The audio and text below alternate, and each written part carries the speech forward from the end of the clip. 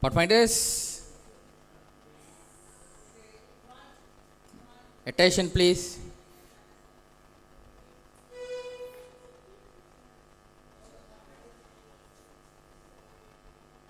We will going to start another 5 minutes. Thank you.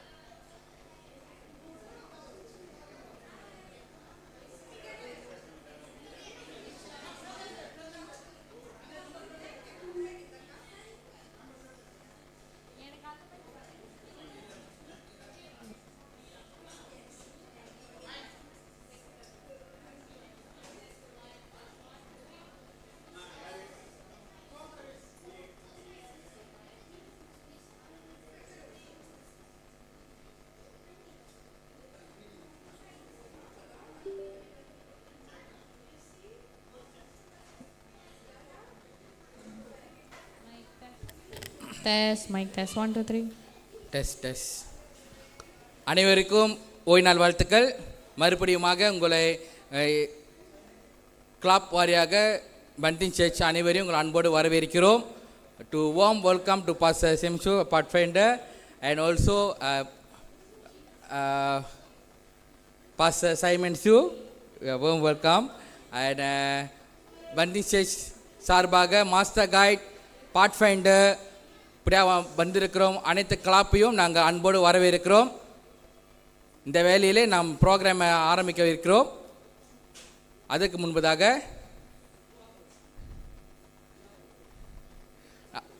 நம்ம ஒரு ப்ரேயரோட start பண்ணலாம். கண்களை மூடினா நம்ம ஒரு ப்ரேயர் பண்ணுவோம். இந்த ப்ரேயர் நம்மளுக்காக master pathfinder Andris opening prayer செய்வார்.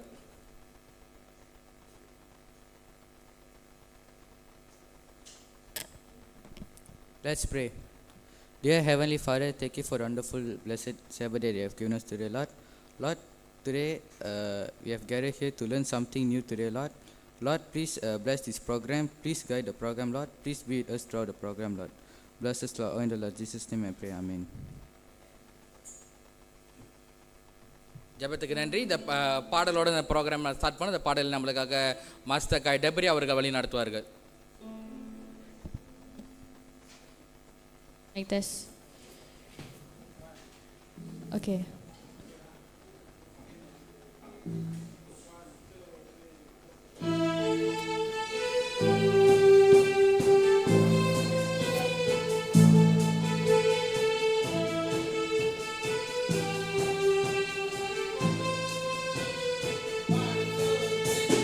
சேனைகளின் கர்த்தர் அவர் நம்மோடு இருக்கின்றார்.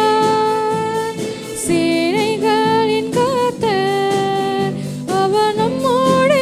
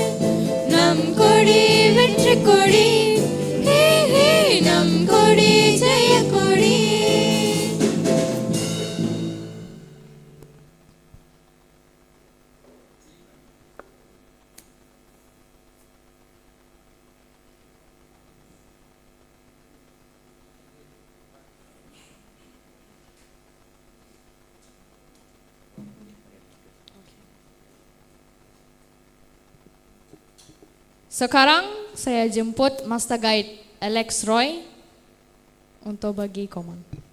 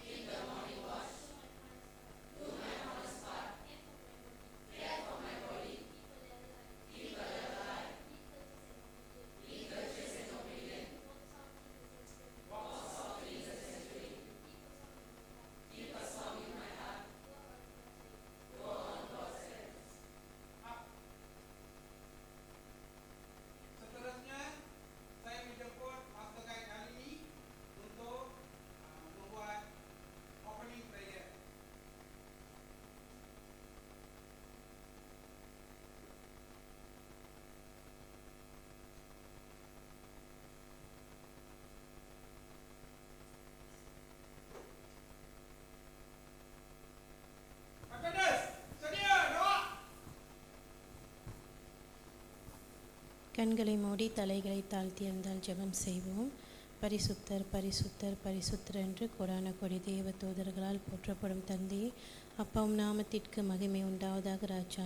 கர்த்தாவே, இந்த ஒரு நல்ல நாளை இந்த பொழுது எங்களுக்கு கொடுத்ததுக்காக நன்றி செலுத்துகிறோம். இது இந்த வேளையிலும் நாங்கள் ஒன்றாக கூடியிருக்கும் நோக்கத்தை நீர் அறிந்திருக்கிறேன். இங்கு நடைபெறிருக்கும் இந்த வகுப்பை நீர் ஆசீர்வதியும் சுவாமி.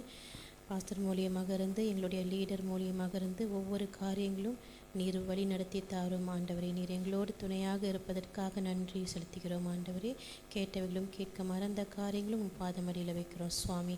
இயேசுவின் நாமத்தினால் கேட்கிறோம் ஜீவனுள்ள வல்ல பிதாவே, ஆமென்.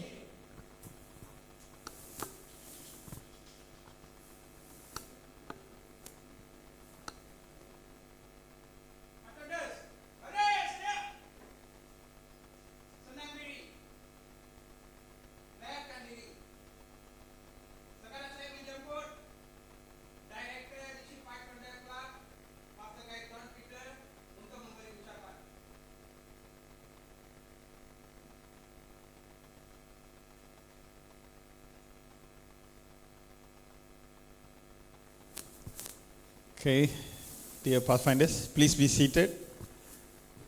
Okay.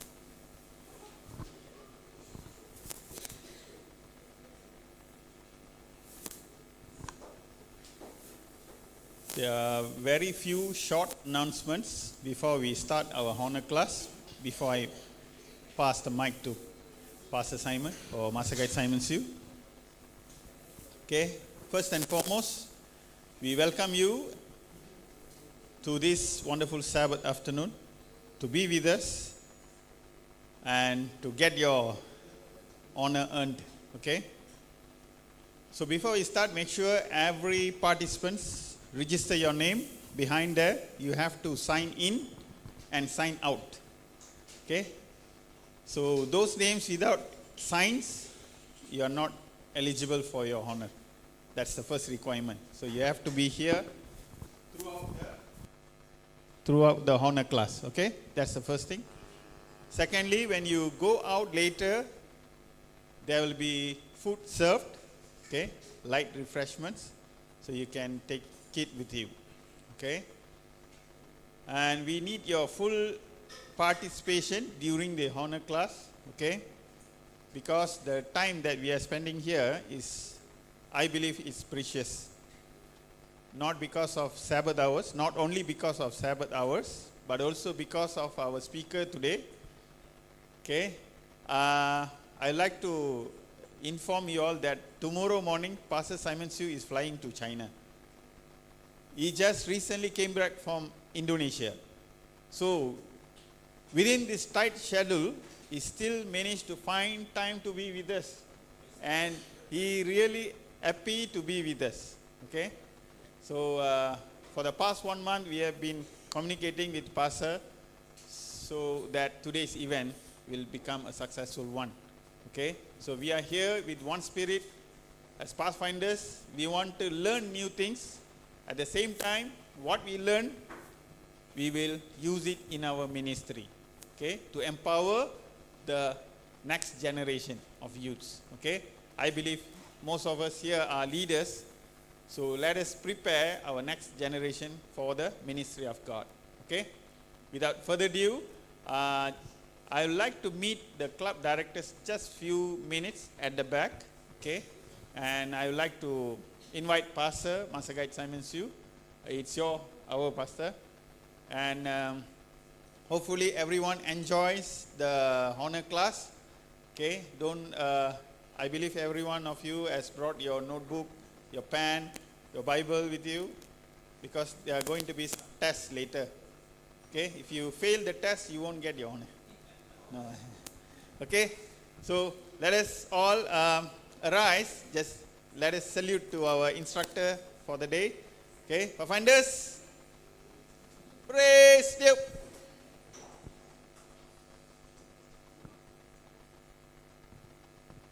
Pathfinders, hormat ke hadapan. Hormat.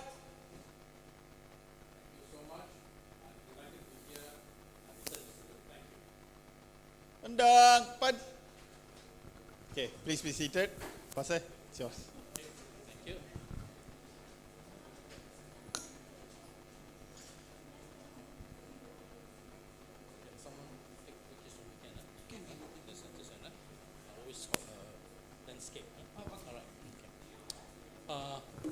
I need to fix this back.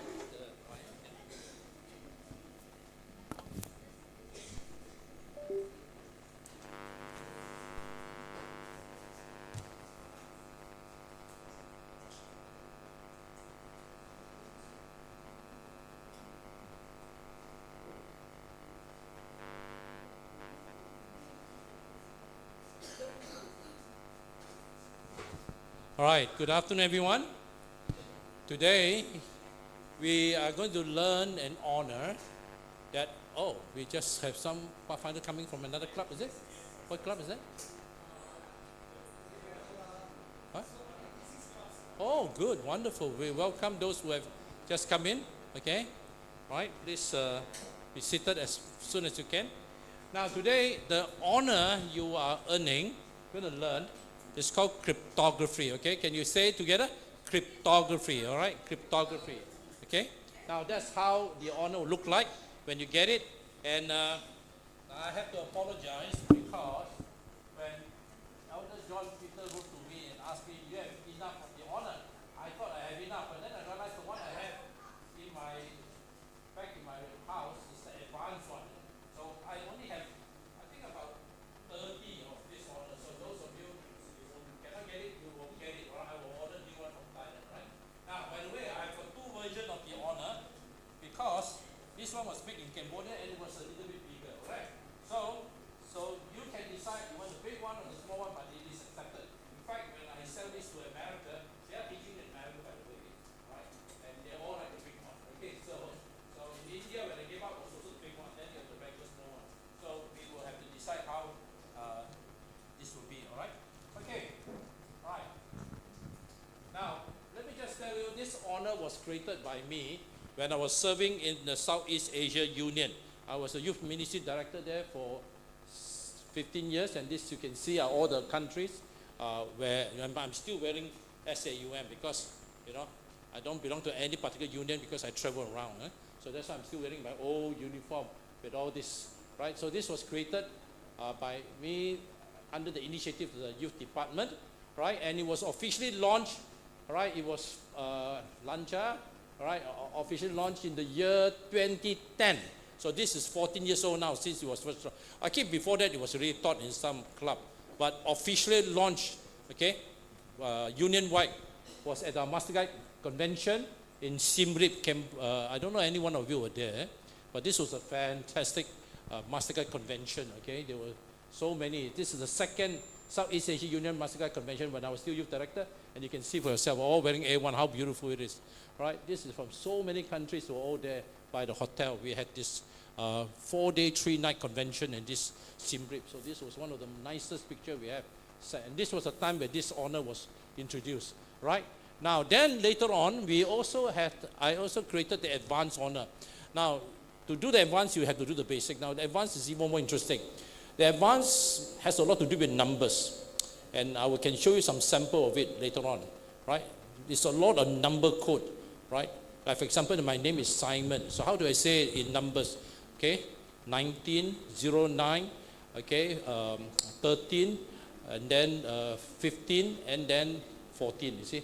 Because ABC all has numbers. So that is the most simple way, but I can teach you the more advanced way. Hey, good to see you, my brother. Good to see you. All right, how many do you bring from? This is from what? USJ. USJ, wonderful, wonderful. I'm just so glad to see you. Huh? All right, so this is the advanced. I think you took the advanced, right? Yeah, right. So this was launched at the last Union-wide Camp of the Southeast Asia Union, and this was in Johor. Okay, so this was launched 2019, but again the pilot was already earlier. We did the pilot earlier, so there are other people who already earned this even before the official launch because we did the pilot test. So we have both the basic and advanced, all right? Okay, and this, I think Daniel, you were somewhere there, right? All right, okay, you were there, right? Okay, so this was at the, this was the 11th Union-wide Pathfinder Camp, the last one, all right? So you can see both the basic and advanced. I taught it in both. All right, so I will tell you what are the requirements. There are altogether 11 requirements.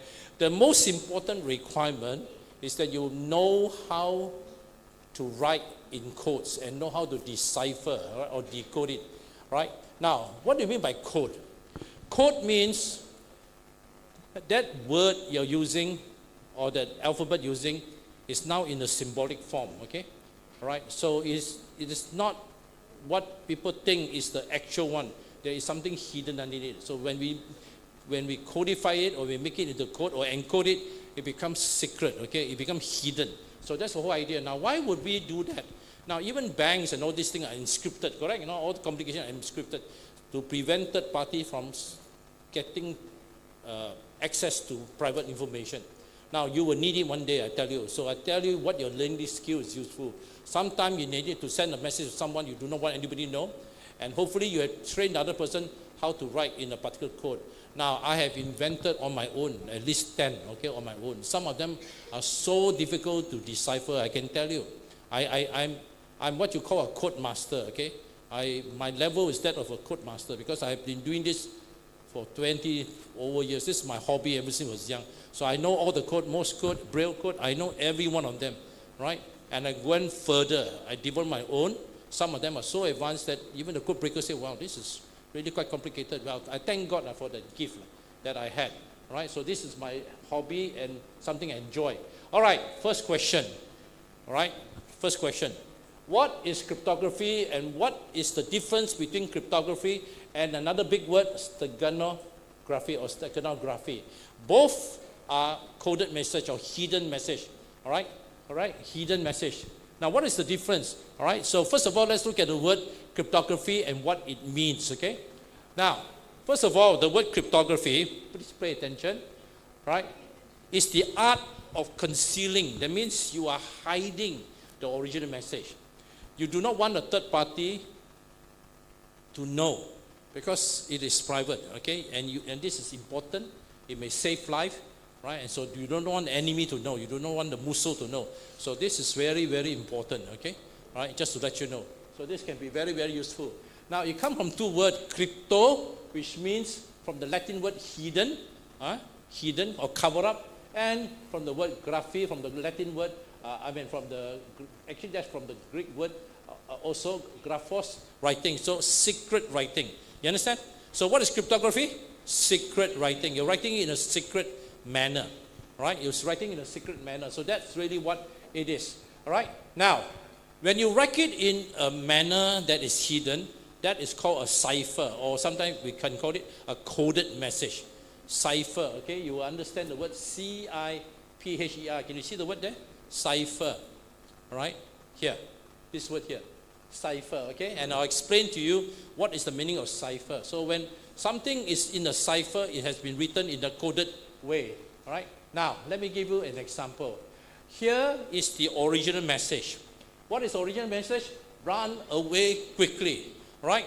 And you want to send this message from A to B, right? But in between, somebody may intercept a message, okay? And you do not want the third party, the so-called enemy, to know. So you have to encode it so that when you send, it doesn't look like run away quickly. So what happened? So this is called the original text. We call it the plain text. And then you, what we call encode it, all right? You encode it. That means you use a method to change it into the way it becomes like this. Look at that. Now this is the coded message or the cipher. Look at that. Now if you are not trained in sign language, you have no idea what that means. Because what happened? There are thousands of cipher, thousands of encoded way of writing. Okay, so here is one of them. And you see, notice what happened? The run away quickly become like this, and nobody can read it unless you know the key. So each cipher, you must know the key to unlock the message. Huh? You must have a key. What is the technique to unlock the message? So I will teach you many of such keys. Huh? All right. So when the other person receives the message, they say, "Oh, look at that! This is the coded message." Right? Now people in between, the so-called enemy or the third party, when they look at it, they cannot understand because they don't have the key. They don't know how to unlock the message. But because you, A and B, already know the message, right? The code, the key to unlock it. So when you receive it, you use the so-called lock, unlock it, and then it becomes back again to the plain text. So that's how cryptography works, from plain text to what? Cipher. So plain text, it becomes a cipher or the coded message, and then back to plain text. So the process from plain text to cipher is called encoding, And then when you receive it, decoding, okay? So what's encoding? Make it into secret. Decoding, revealing the secret. That's what it is. Faham tak semua? Alright? One is making it into a secret message and then revealing what is a secret. That will be called decoding. Alright? Now, by the way, there are so many methods. I can tell you, in my head, I can do from memory at least 20, 30 of them, okay? Right? Because as I said, I have become a code master. I have done it for so many years. I know it very, very well, right? All right. Now so the point is this: the other party must have the key, must know which method are you using. So when he receive it, he say, "Oh, you're using the rail fence, so therefore you use the rail fence method." Oh, you're using the what do you call that? What's that? The tab code. Oh, so therefore use a tab code. You will learn at least 7 or 8 different kind of way to write in codes today, okay? So you must know what is the key to open up the thing. Now, these are all created by me. I call it by numbers. You have the black twin code, magenta twin code. Now this is quite advanced because you know what happened? I make it double advanced. Not only do I have the code, I also have what I call the twin. Now twin means, right, let me give you an example. Now the best example would be Morse code, okay? Morse code, okay, dot dash is A, eh? You understand? Maybe I'll use this one to show you. Then you understand what I mean by twin code, okay? A lot of languages have twins. All right, let's see. All right, here. All right, here will be a good example. Now Morse code, that's Morse code. Now watch very carefully, right? A dot dash, can you see it? Right? Now the twin is the mirror of the A. So you notice one is dot dash, the other one is dash dot. You notice that? So notice A is what? N. So instead of writing A, I write N, but I know when I write N, it's actually an A. You understand? You see what I'm trying to tell you? Right? Like my name is Simon, S-I-M-O-N. S, the twin, is O. I, the twin, is M. You see?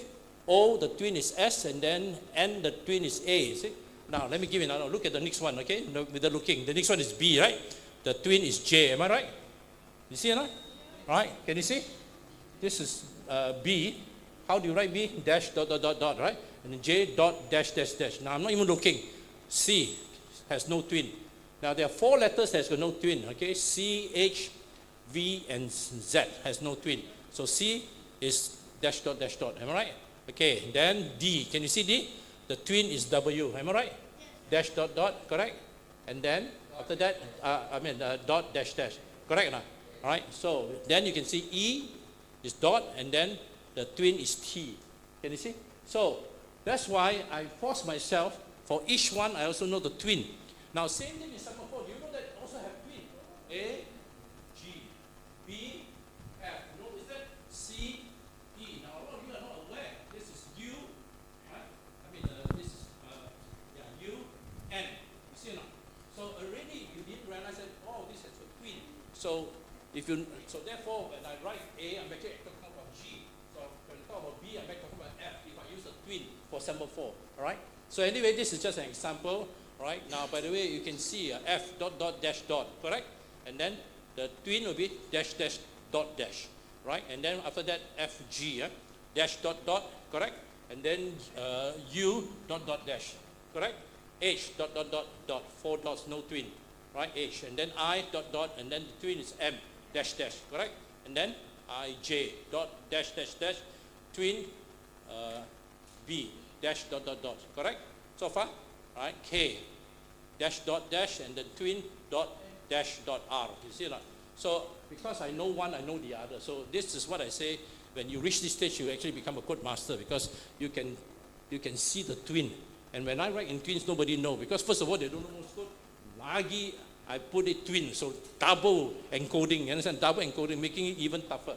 Anyway, you will see more example. Even the Braille and all this thing, I have gone into the advanced level because I enjoy doing this as a hobby. Now, let's come back to this again. Right?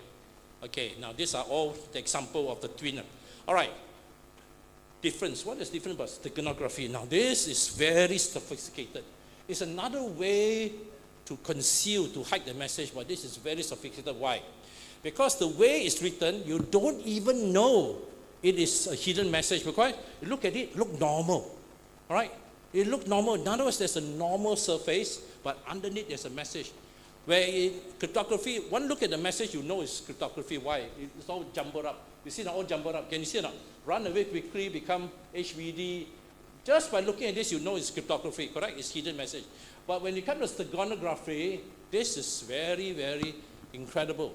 You don't even know that there is a hidden message because it looks so normal, biasa, look really ordinary, until you realize that this is only a cover. There is something underneath there, right? So I'm going to give you some example of a steganography, right? Now, the difference, as I told you, is that in cryptography, people will become aware, you're using cryptography, all right? But steganography, they are not even aware that you're using a secret method to write because it looks so normal, right? So normal, all right? So it avoids people being suspicious, right? All right? So, okay, anyway, this is not important. I want to give you an example right now, all right? Here is a good example. Now, look at this. When you receive something like this, right? Sites, quoted, new bag, and so on. It looks like somebody advertising for something, you understand? But guess what happened? There is a message there, and all you need to do, you must have the grid. If you apply the grid on it, immediately the message comes out. Now watch very carefully. Here, you see this thing, right? Now, then this is a grid. So you apply the grid, all the white color are the kosong, you understand? So when you put this there, suddenly the words appear. And what is the word? Tangers. By the way, many of you do not know, Tangiers is in Morocco. I've been there. Tangiers, that is the spy capital of the world during World War II. The spy capital of the world. I tell you, all the spies were there. You just name it, right? Right? All the MI5, the CIA, all the spies were in Tangiers, Morocco. That is called the spy capital of the world, right? It's so many double agent and secret agent. If you read about Tangiers, you will realize what I mean. Very well-known city where all the spies were all doing the work over there. So Tangiers is a very, very incredible place in Morocco, right? So anyway, now you see that. So in other words, when you receive this thing, I'm telling you, this is where we meet. But then you can't tell where is the word. Where are we supposed to meet? But when you apply the grid, suddenly you realize, when you apply the grid, the meeting place is Tangier. So that's where we're going to meet. You get the point? All right? So the answer is Tangiers, a city in Morocco. All right. Okay, anyway. All right. Now, here is another example of a very simple steganography. If you suddenly get a letter from me, and you see 6 flag or 7 flag, let me tell you, I'm not sending you pictures of flag. I'm sending you a coded message. Right? So, again, you say, what is the message? Now, first of all, you need to know flags first, okay? All right? There are 6 countries here. How many of this flag you know? Canada. All right, Canada is the one with the maple leaf, right? Yeah. All right, anybody know? Okay, anybody know what country is this? Bhutan, the dragon, correct? Anybody know what this is? You better know. It's all Palestine right now, Gaza, okay? All right, this one? Armenia, and this one? Okay. Watch, I think many of you do not know this country. All right, now let me give you the name. By the way, the one on the extreme left, Cyprus, okay? Watch carefully, right? Albania, all right?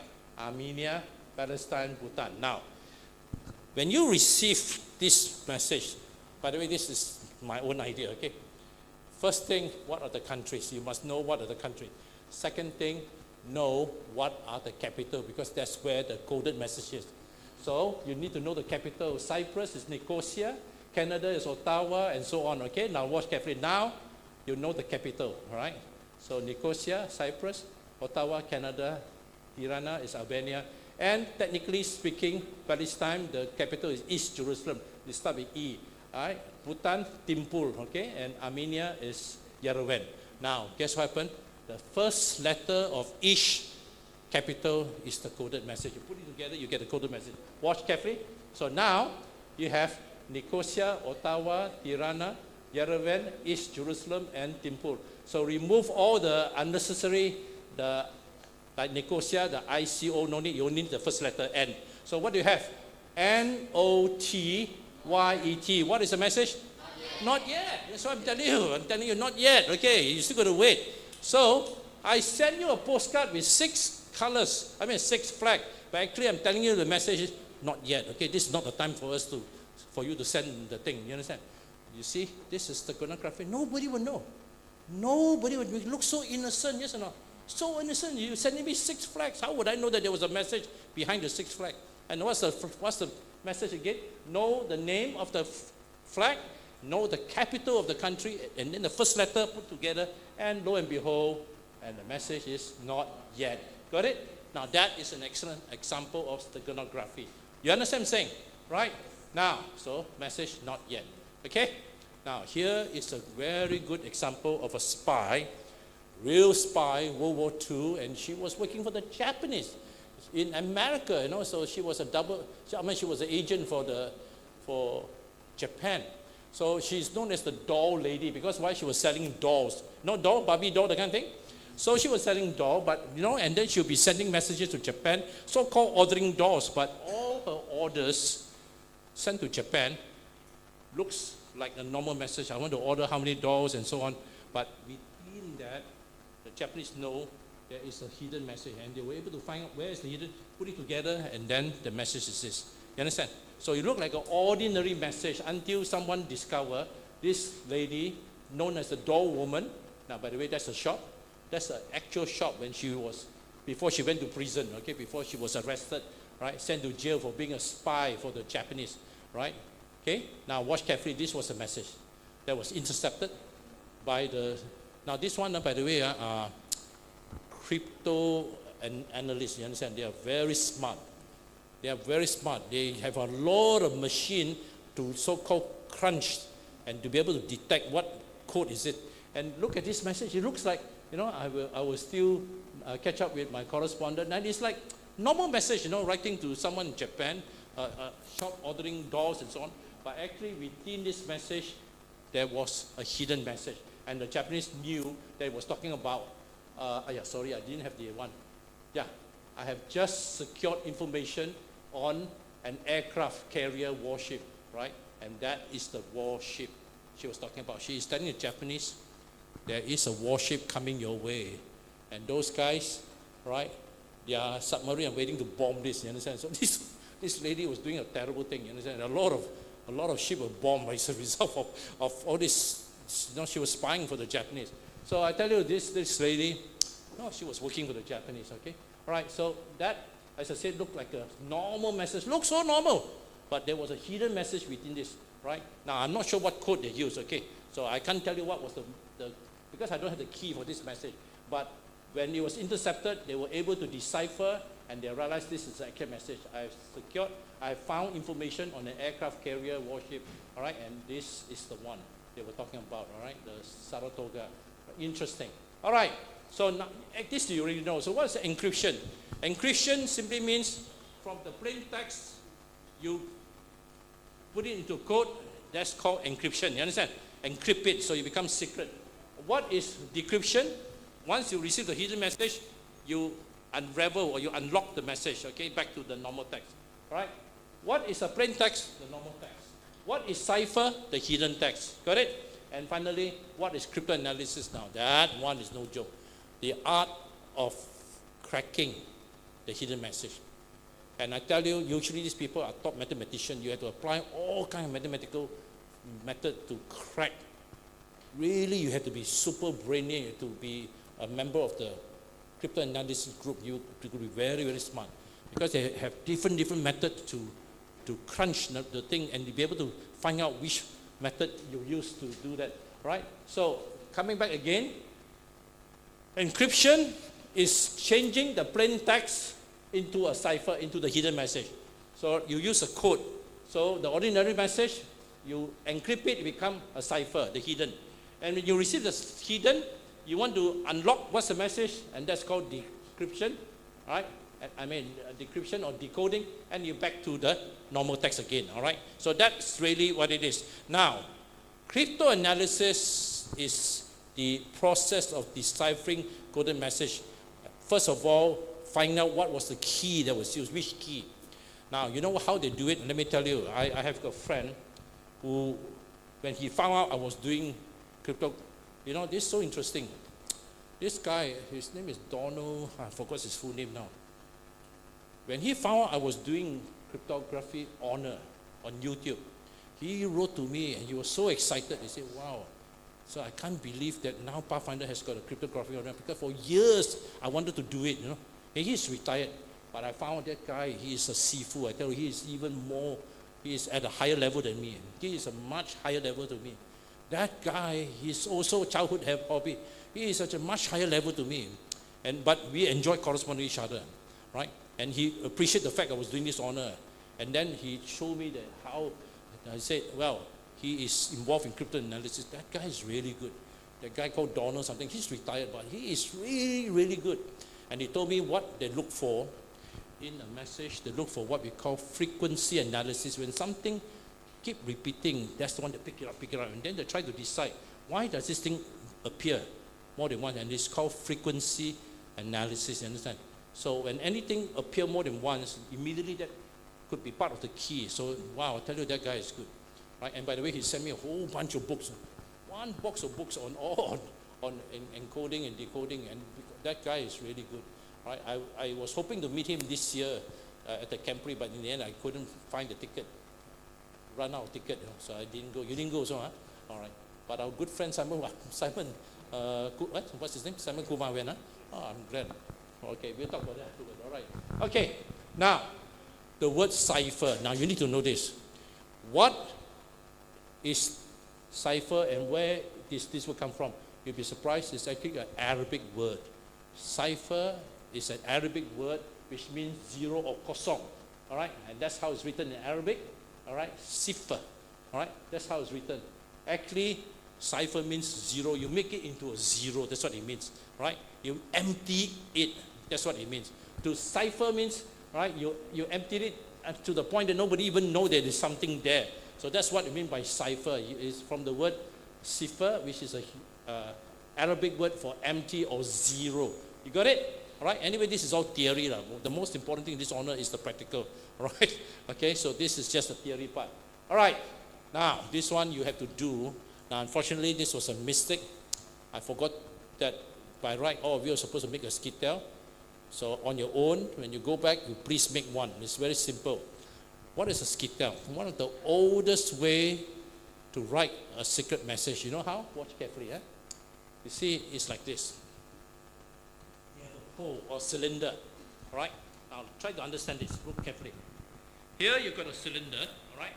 Okay? Right? And then with a strip of paper, one long strip of paper, like a long bandage, and then you twirl around it, twirl around it, twirl around it. You understand? It's like bandage up the whole thing. Now watch very carefully. So now the thing goes this way. Now try to write a message either in 3 columns or 4 columns, up to you. So let's just say the first column. You write the word, okay? Please come now. So P, and then remember each one of them is a strip. You understand? It's a strip. You understand? Remember, it's a strip. You understand? So the first strip, P. Make sure it's vertical. Second, L. Then E, A, S, T, and then you turn either 45 degree or 45 degree. That means you go write it 4 ways. And then the next part of the message, turn. Next part of the message, turn, and then you finish. And guess what happened? When you remove the whole strip of paper, the whole thing becomes jumbled up. The whole thing becomes jumbled up, and you do not know what the message is until you realize this is a skittel, and you put it and try to wrap it back, and then until you wrap it correctly, the message will reappear. And that is the oldest, one of the oldest method used by the Romans. This is ancient Roman time, okay? Right? Now, you put around the pencil, can you see that if you have a piece of paper, you wrap around the pencil, you can then write a message. So you can see here. Here's the first column, all right? First column, and then you turn either, let me see, if you were to, you can write it in three column or 4 column, depending how thick the cylinder is, okay? Right? So, now that's what I'm talking about, okay? Now here, watch this video, and you will see me, all right, teaching you. Hello, Pathfinders. Oh, watch. Today I'll be teaching you how to make a Siew. A Siew is a tool that we use in cryptography. It was created by the ancient Roman soldiers, right? And it was also used by the Spartans. Right. This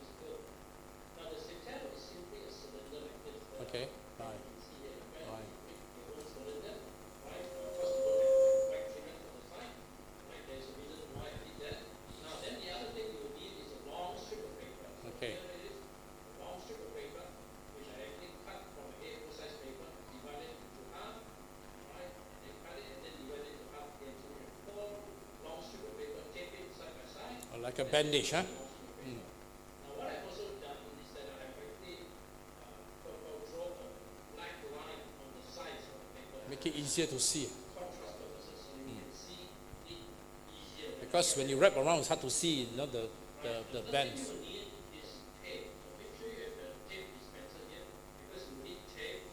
And of course the last thing is pen marker to write the message on. So alright, without further ado, let me show you how this is done. Right? Now the first thing you will need to do is actually to remember where the starting point is. Right? So here is the starting point. Right? So you can see here the so-called lines, the black lines on both sides of this piece of paper. Put it at a 45 degree at the top of the cylinder. Okay? Then tape it, huh? It's like this. Okay? Like this. Now then, on the sides, it's very important that you mark this, right? So when I mark it, look very carefully, there is a 45 degree here, and so you match that angle of the paper together with it, and then you tape it, okay? You tape and you tape it. So now this is what I've done, okay? What you can see right. Then you start to wrap around, huh? Okay. Now, then I also mark the side where I tape it, and now with this you can start wrapping this piece of paper around this cylinder known as a tab. Now, when you wrap it around, be very careful, okay? Make sure that the distance between the paper is about 1 inch, okay? Now, I hope you can see it. It's about 1 inch. Can you see it? Yeah. Turn it around. So you go round and round the cylinder. Require a little bit of Right. adjustment so that all around is about 1 inch, okay? In order for you to write the word. Okay, you can see it slowly. Along the way you have to adjust it so it's perfectly about 1 inch apart from each other. Alright, now when you come to the last part of it, okay, let me just space it up a little bit. So that's exactly approximately 1 inch apart. Now you can see it here, right? Because this is where we will write the message on it later on. Now where it ends, okay, it's very important. Okay, tape it again, right, so that it will not move. Right. So now you have got a roll up the particular cell. You basically start to write messages on it. So let me now show you where I'm going to write now. First of all, you can decide whether to write it on 4 sides of this cylinder, 4 columns, or you can decide to write on 3 columns. Now in this case, I will Vertical column, huh? write on 3 columns. So what I have done is that I have marked the 3 sides, okay? So I remember exactly where the 3 sides is, okay? And that will make it easier for me later on, right? Let me show you again. Did it? 3 sides here and here. So watch very carefully here. Alright, I mark it here, and then here again, and here. Now where the markings are, that's where I'll be writing the message. And the message that I'm going to write is this message. Right? The bridge is not guarded. The bridge is not guarded, okay? You understand? This will be during war, the bridge is not guarded. Right. Okay, so watch how I did it. Okay, starting from where I marked that part. Okay, hope you can see it. Right? Now this is where I will start writing the message from the very first part. Right, so the first word is bridge. So it will be exactly B, Then go down. Yeah, is it vertical, huh? okay, All right. I, Mm-hmm. B, The jambatan is not jaga, you understand, huh? All right. now. Then you Hope you turn. can see it. Now make sure it is straight in the column. And now move right to the next place. Remember, I'm going to write it in 3 columns. Okay, so I have to make sure this is exactly 3 Divide columns. in 3 parts. Okay, now let me write the third one. Okay, bridge is not guarded. Okay, so here it's the first part here. So I'm going to write the second part here. Is I S N N O T. So I hope you can see the word is not. And now I'm going to move another to another part, right, third column. In between this column and this is guarded. So I'm going to write the word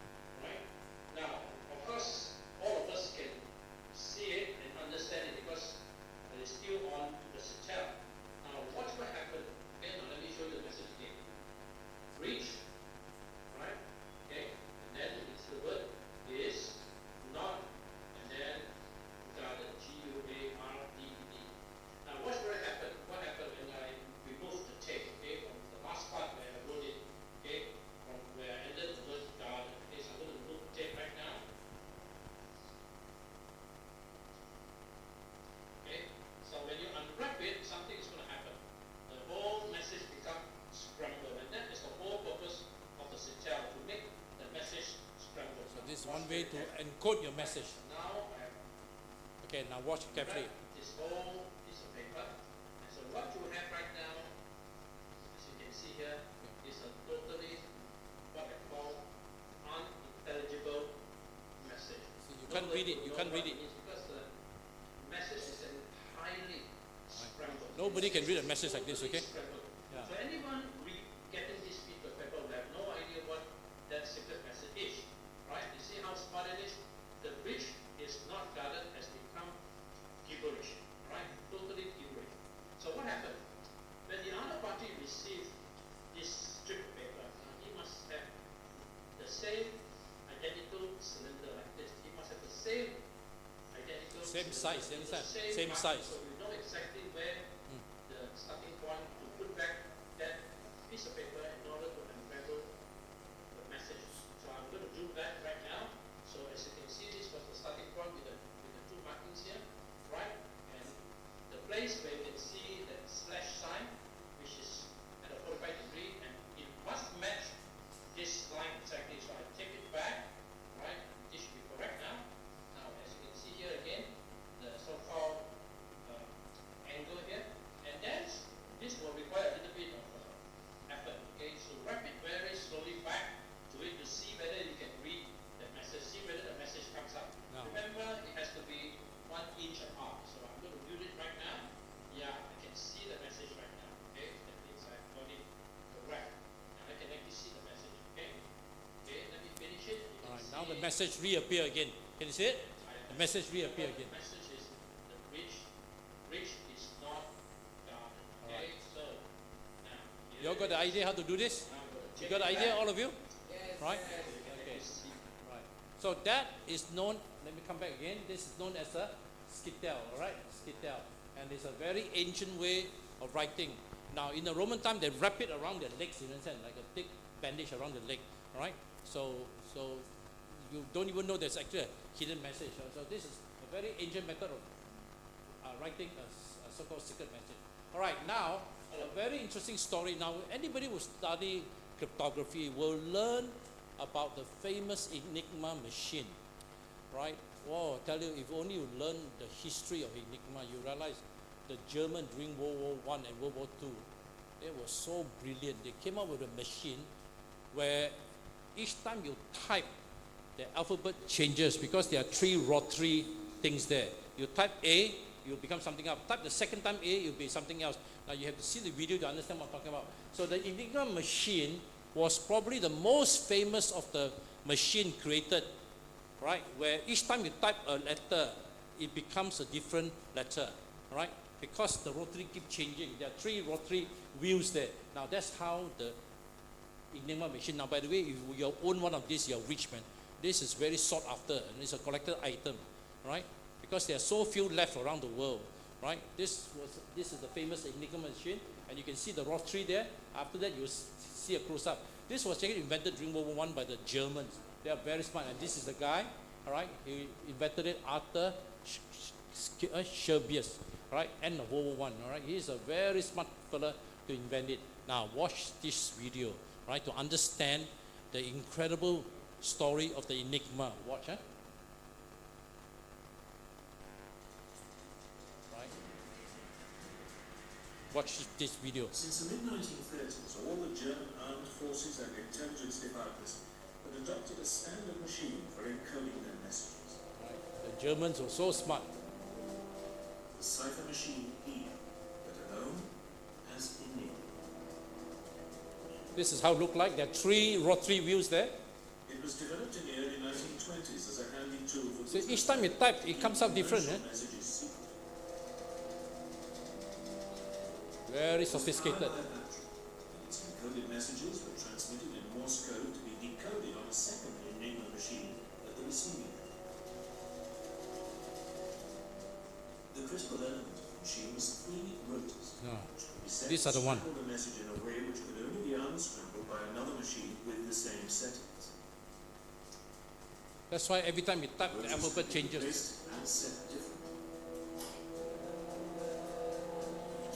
As a result, each letter typed could come up in any one of 150 million ways. Can you imagine how to How to decipher? Very difficult. Settings, it was not surprising that the Germans remained convinced throughout the war that Enigma was uncracked.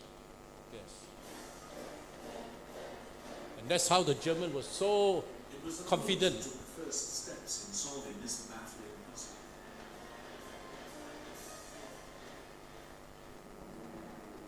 They knew of the existence of the Enigma machine. But the assembled a team of American, the British knew that they must have a machine, right?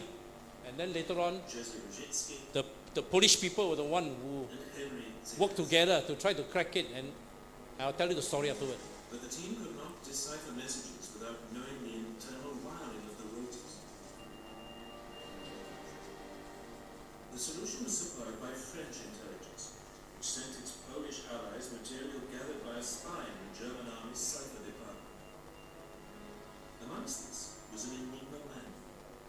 Poles were able to reconstruct an Enigma machine and began laboriously decoding messages.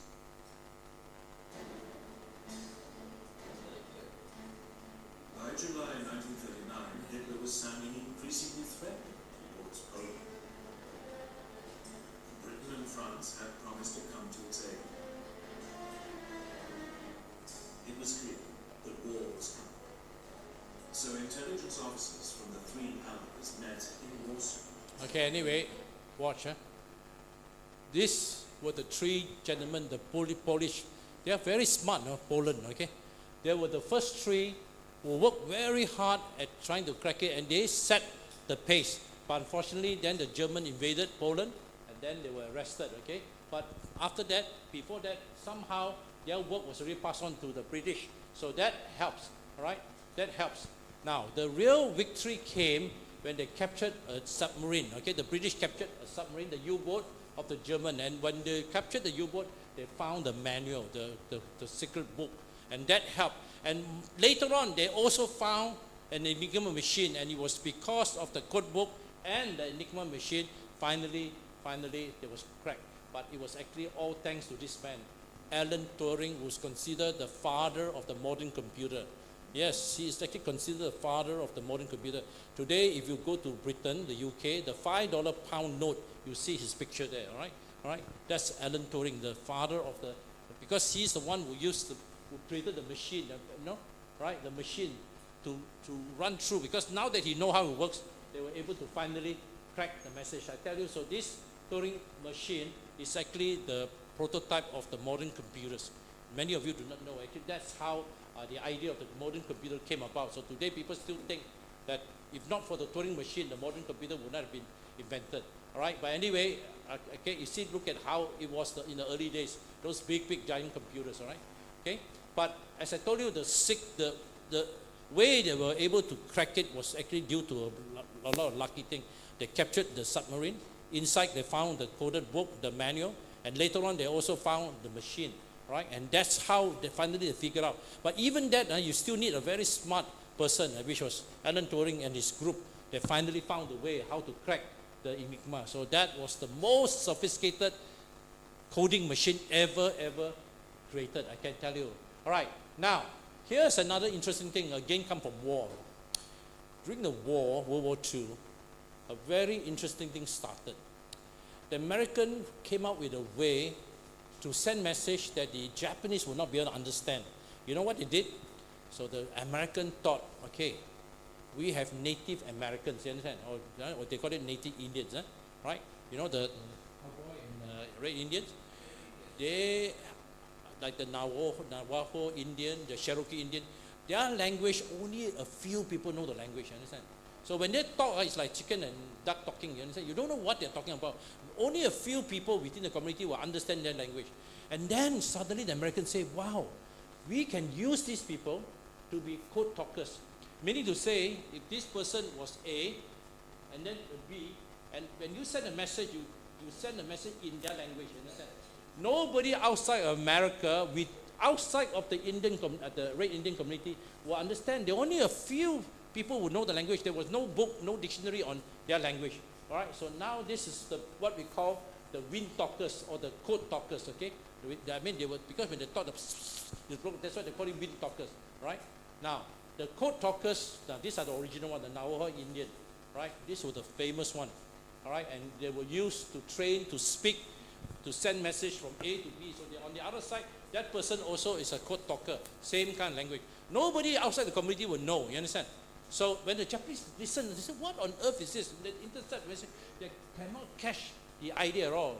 Totally have no idea what is being talked about, because what kind of language is this? You know, sounds like, but only the native Indians, the so-called American native Indians will know about this thing, right?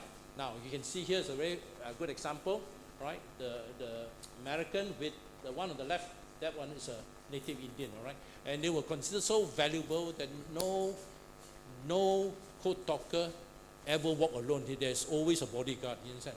They are so precious that for the code talkers, when they are in war, there's always somebody guarding them, right? They cannot allow him to be captured by the Japanese, because the Japanese capture them, torture them, you know, and to reveal secrets. So that's why the American would rather kill this code talker than to allow him to be captured, because that's how important it is that this person who is a code talker must never be captured by the Japanese. They were always guarded by a bodyguard, right? They were never allowed to be captured by the Japanese, right? Now, you can see here, these are all the original band of code talkers. Now, you know how important they are?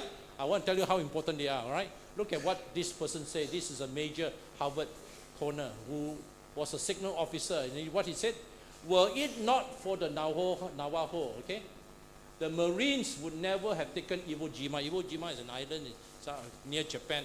It was impossible to capture it without coded message, because the Japanese is quite smart in decoding. But the moment they used the code talkers, the Japanese couldn't understand anymore. And so message was able to pass from A to B, B to A, without the Japanese understanding. And no wonder they were able to do all the military maneuver, you know, all their so-called campaign successfully. So I tell you, the so-called code talkers, also called wind talkers, they were very, very important in cryptography, all right? In the history of cryptography, especially during World War II, right? Now look at then what it says again. Were it not, now this is the famous picture of the raising of the flag in Iwo Jima. Were it not for the Navajo Indians, the Marines would never have taken Iwo Jima. No way. It was because of them that allowed communication to pass on. And as a result, they were able to strategize and win against the Japanese. So this, I tell you, is an incredible, incredible story of cryptography. All right? Now, but there's a movie called Wind Talkers. Are you aware of that? All right? If you ever seen, I don't know whether it's on Netflix. You will see the history of how the American used the native Indians, right? And it became a movie known as the Wind Talkers. It's a very interesting thing, okay? If you watch the movie, you understand more about the idea of code talkers, all right? Now, why was this Navajo Indian language used? Very simple. Because the reason why their language was used was because, look carefully, very few people that's how they look like, very few people outside their community know that language, right? In fact, there were only 30 non-Indians or native Indians who understood outside of the community. There were only 30, and all these people are American, by the way. So all foreigners will not know what they're talking about. So this is a very secret kind of language known only by a few people within the community, all right? Okay, so no Japanese can crack the message. Secondly, it's not a written language. Their language is not written, it's only a spoken language, right?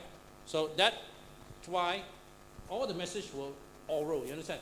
It's always completely oral, it was never written, right? It's an oral language. And of course, the third thing is there was no dictionary. No dictionary, no book on their language. So you can't go to the library to find out how to understand the language. There was no book, no grammar book on this language. And that's why it became a wonderful language to use for coding purposes. Got it? Now, here is another interesting thing. You know, if you ever go to Egypt, now I had a good fortune of going to Egypt. If you go to the Egypt, you go to pyramids and you go to all the famous places, right? You see a lot of ancient writing which look very, very strange. Let me show you what I'm talking about, right? Yeah, something like this. You will not know what on earth these are. These are known as hieroglyphs. Hieroglyphs, okay? Very difficult to understand what on earth it is because it's so ancient and it is a dead language. It's a dead language, right? Now, okay? It's a dead language. So nobody knows what are all these symbols. Until what happened, and by the way, it was known as a dead language. Language was considered uncrackable until something happened. And what actually happened is this, okay, let me tell you, and this is where you need to know about the story of the Rosetta Stone. What's so special about this stone? And where can you see the Rosetta Stone today? It is in the British Museum. One of the most famous exhibit in the London British Museum is this stone, all right? This is how it looks like, right? It's a stone. It's one of the most important exhibit in the British Museum is this one. Now, what's so special about this stone?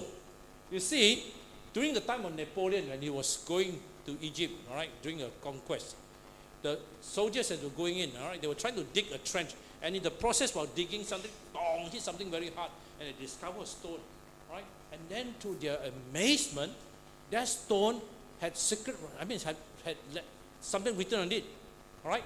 And then they discover that this stone, the first paragraph, the second paragraph, and third paragraph were all in different languages, and in between somewhere was the hieroglyphs, the ancient Egyptian language, right? Then there was Greek. Now Greek they understand, and then the other one is Demotic that also nobody understands.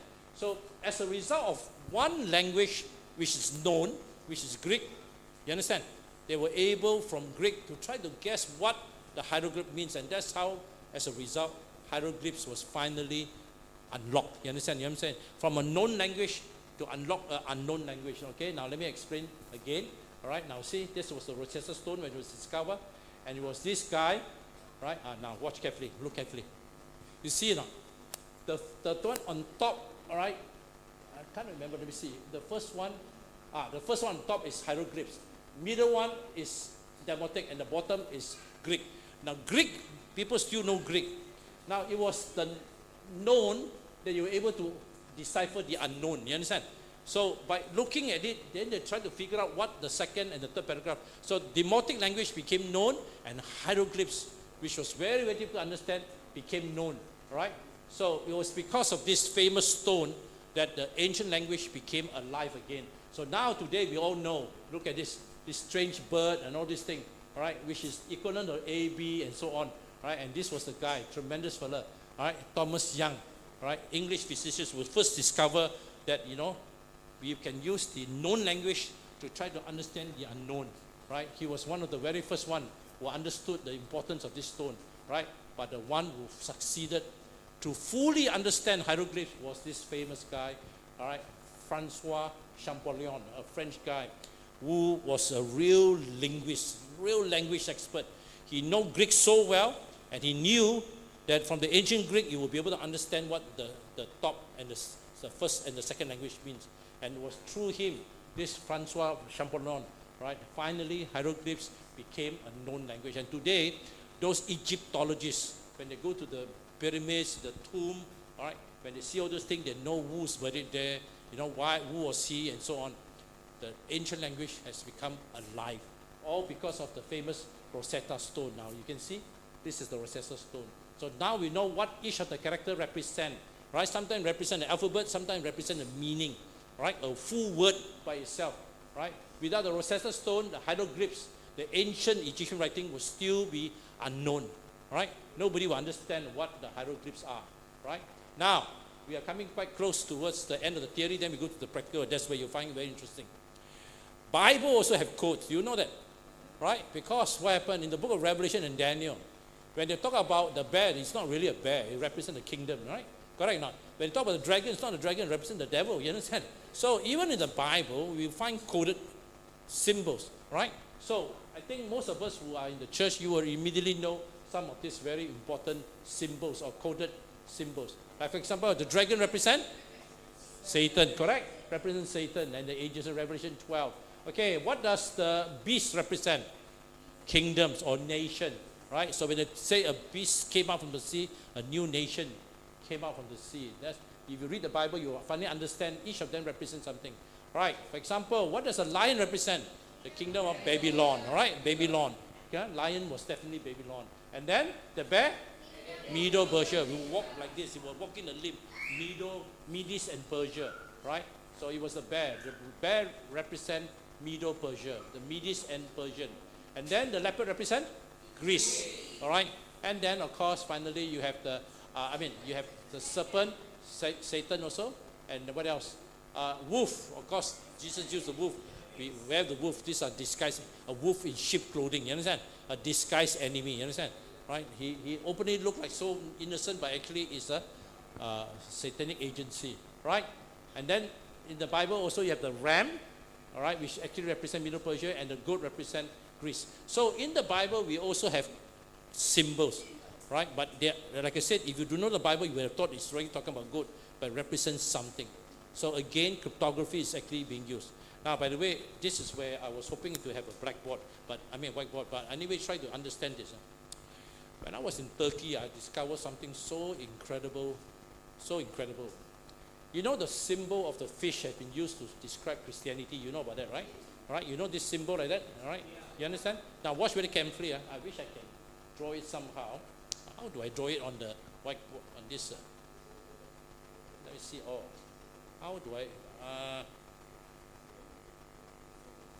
Daniel, is there a way you can use the computer to draw a thing? Let me see. How would I do? Huh? Using PowerPoint? Okay, wait on. Let me screen.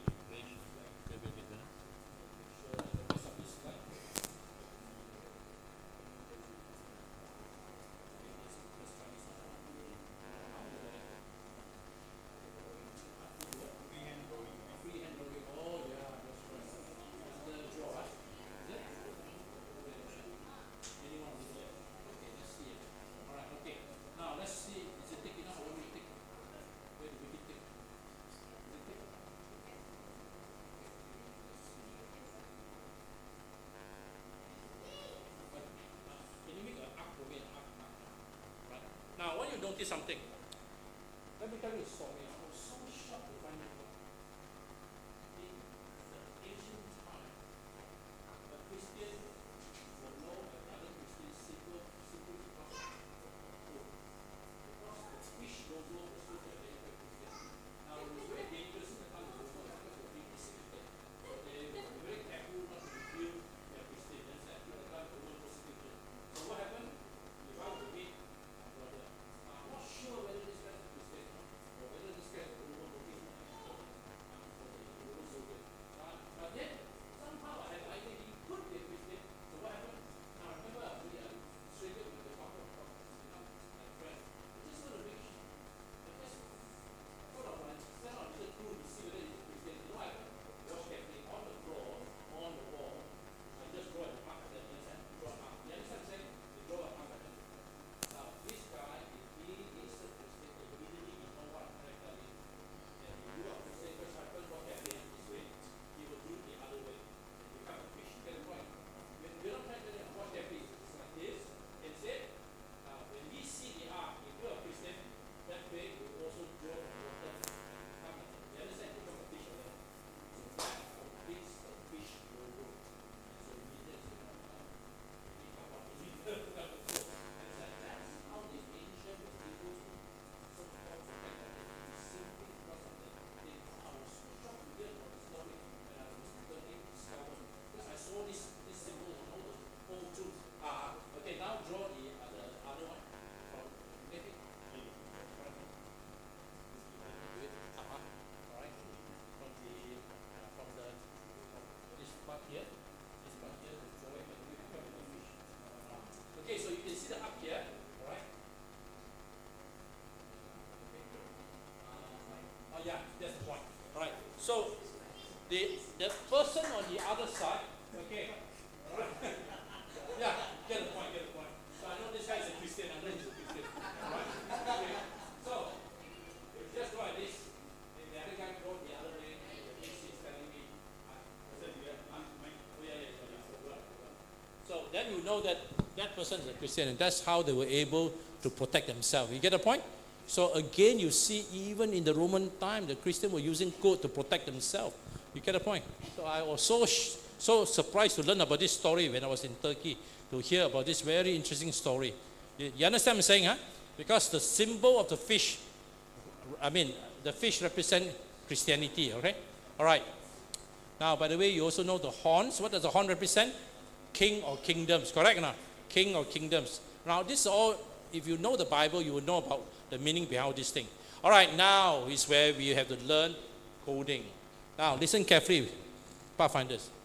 When we talk about coding, there are basically two main techniques to write. One is called positioning. That means the alphabet has been transposed. Instead of A, B, C, it becomes A, B, C, D, E, like that. All right, so the positioning has been terbalik or turned upside down. So that's called transpositioning, which I will teach you one method. The other one is called substitution. Now, substitution is the harder one, okay?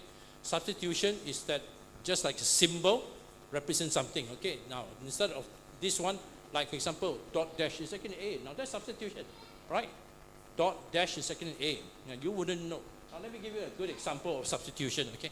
All right? Now, let's talk about Braille, okay? Let me show you Braille. All right, let's show you Braille, which is a blind language. Watch. Right, watch. Okay.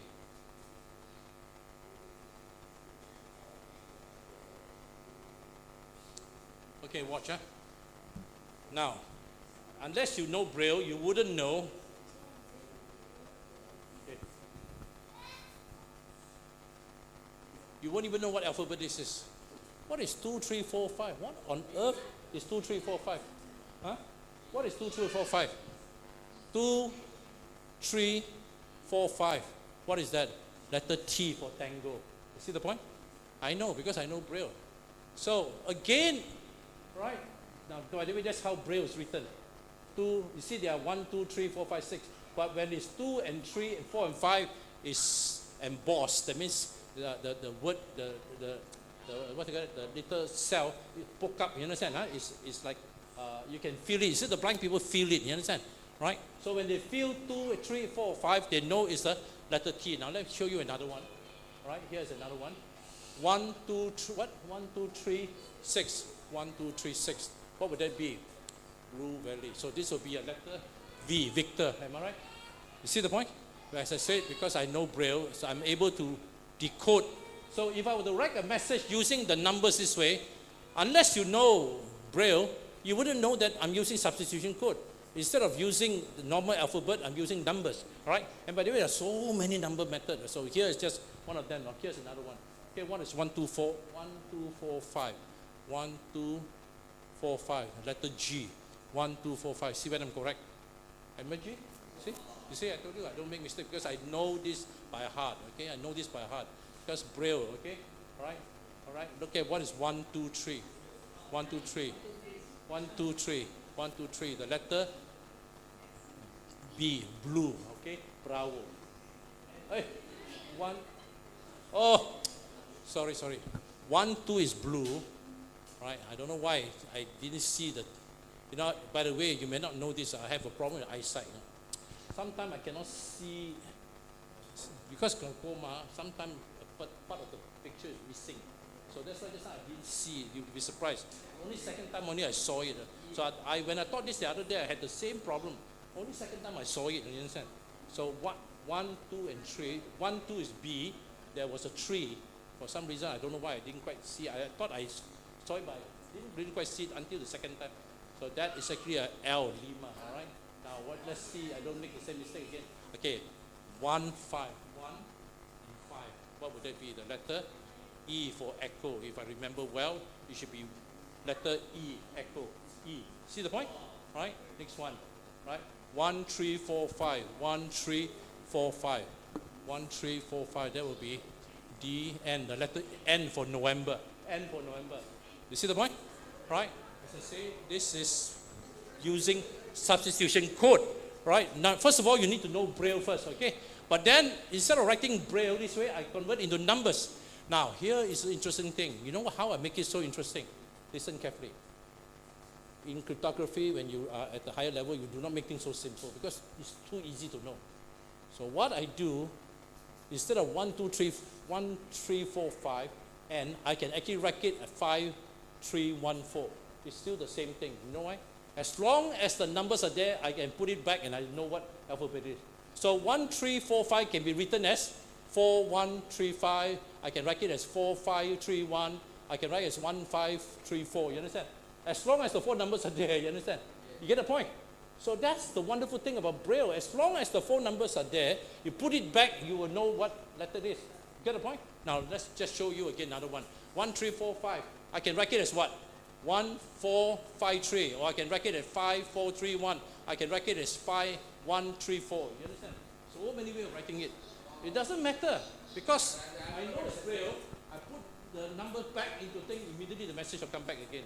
You get the point?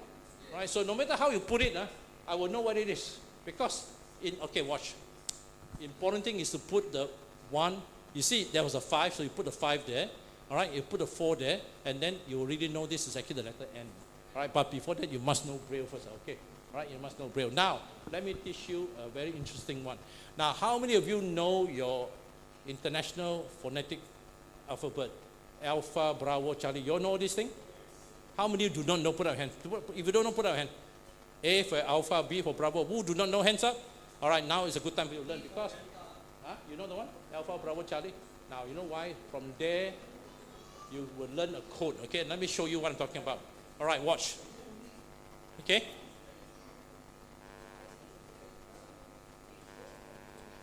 All right, let's learn this one first. And after that, you will learn how to make it into code. Okay, please write that down. If I were you, the International Aviation Phonetic, also known as NATO.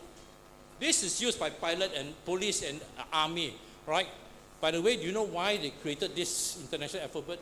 Because some alphabets sound the same. Is it D or T? I can't tell you. Hey, D or T? Wow, Marty, man, tell you said the wrong thing. Is it a D or T?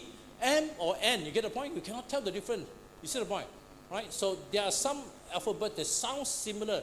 D and T, M and N. You understand? So you can't really know which one you're talking about.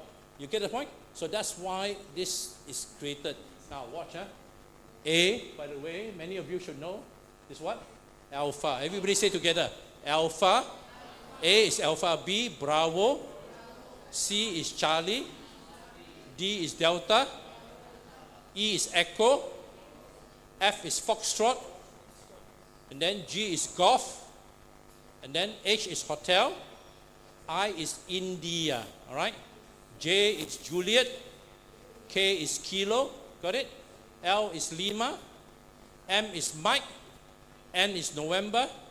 O is Oscar. P is Papa. Q is Quebec. R is Romeo. S is Sierra. T is Tango. U is Uniform. V is Victor. W is Whiskey. X is X-ray. Y is Yankee. And Z is Zulu. Right? Now, guess what happened? This is too easy. You know what happened? So I can send you a message. Guess what happened?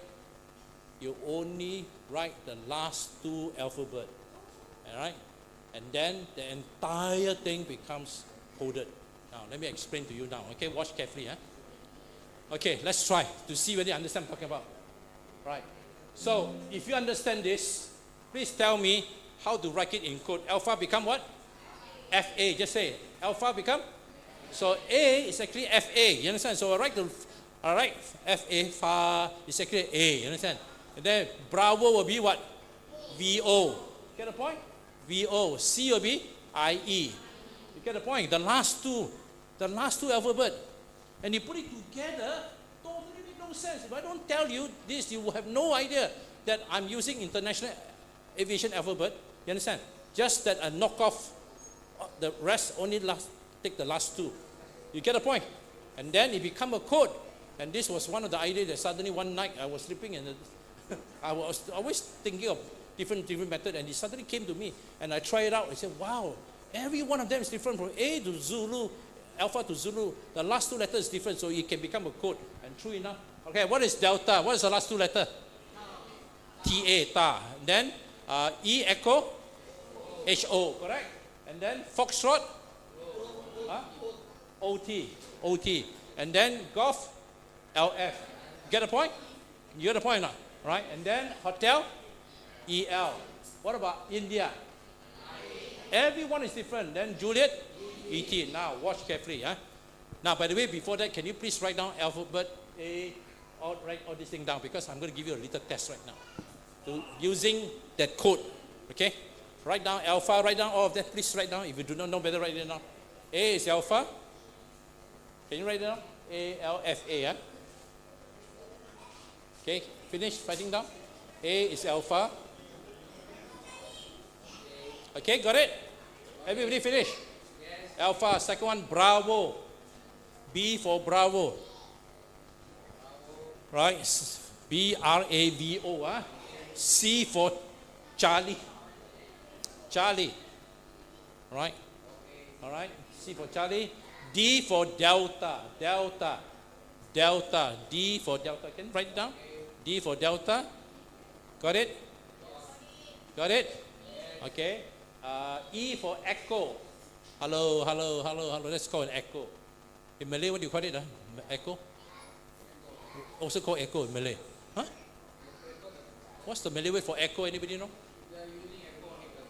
Huh? I think there's a Malay word for Echo, right? Huh? Gema. G-E-M-A. Oh, that's mean echo. Oh, I learned something today. Okay. So echo, all right? And then F for foxtrot. Foxtrot is a dance. It's a kind of dance, a Latin dance. Foxtrot. All right. After that, G is what? Golf. Playing golf. Play golf. All right. H is what? Hotel. Hotel. All right. And then I? You better know India. Okay. By the way, when I was teaching this in India, I say, you guys, India don't know, I'll send you to China. I tell them, I was just joking with them because I was teaching in India and they all laugh, I say this, from India must know this. When I was teaching in India, India. And then J, Juliet, all right? Juliet and Romeo, okay? Juliet. K is what? Kilo, all right? Kilo. K is kilo. L, Lima. By the way, this Lima is not the 1, 2, 3, 4, 5, okay? This Lima is the capital of Peru. You understand? South American country called Peru, and the capital is Lima. All right, so please don't understand. This is not Malay word. M, Mike. Okay? Mike. Now, I need to tell you something because M is Mike, okay? P is, let me see. P is Papa. So people thought Papa, other Mama. So they think M is Mama. You understand? So M is not Mama. Okay? Right? There is Papa, P for Papa, but M is Mike. So don't think M is Mama, Mike. N, November. That's the only month of the calendar. N is November. O is Oscar. All right? Oscar. P, I told you, is what? Papa. Papa. Papa. Q, Quebec. Where is Quebec? It's one of the city in Canada where the people there speak French. All right? So this is a very interesting city in Canada, where the people speak French, right? The only French city in the whole of Canada, Quebec, right? Quebec. And then after that, R, Romeo. Romeo, okay? Romeo and Juliet. And then S, Sierra, which is a Spanish word for mountain. Sierra means mountain in Spanish, Espanol. Sierra. T is tango, is another dance. This is also another dance called tango. Okay, all of you are wearing what? Uniform. U is uniform, okay? U is uniform. And then we have Daniel, Victor. So Daniel, you are Victor, all right? V is what? Victor, all right? So that's easy. V is Victor. Now, W, all of you do not drink. Don't drink what? Whiskey. Don't drink, okay? Even though you say whiskey, jangan minum itu, before, whiskey, right? W-H-I-K-Y. And then W, X, what? X-ray. X-ray.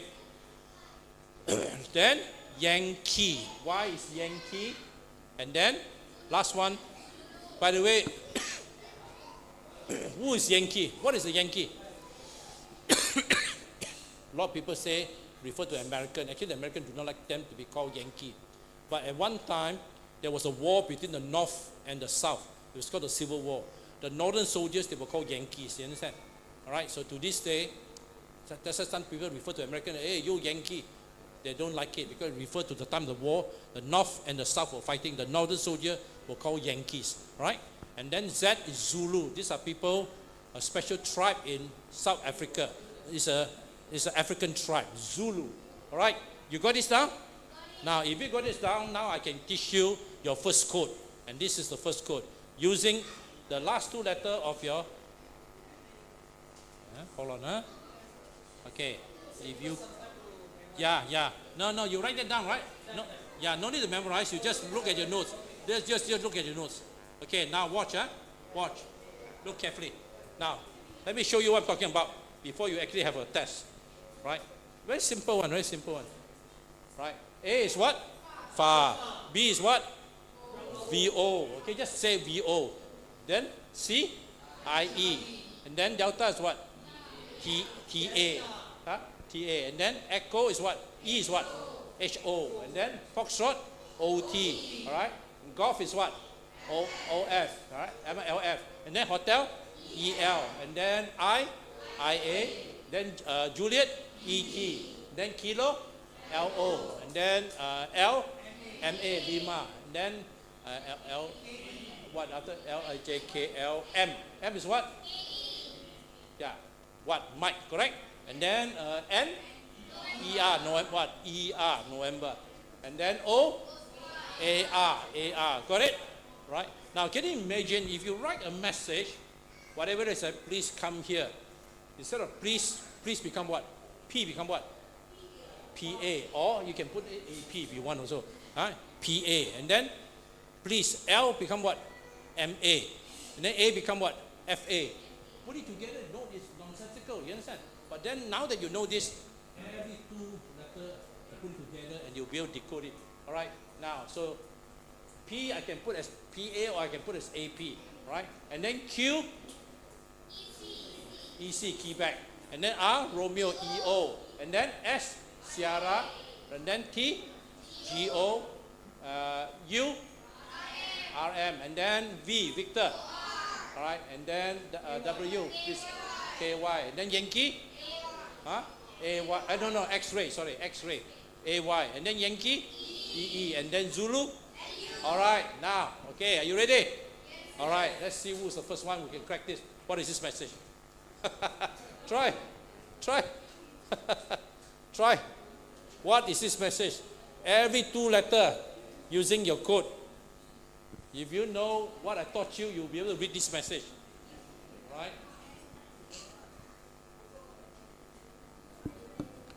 This was just created by me last year. Right? I realized that, wow, there's a code there. You realize that there's a code. Okay? Can anybody tell what is ER? And very good. What is HO? Never. Huh?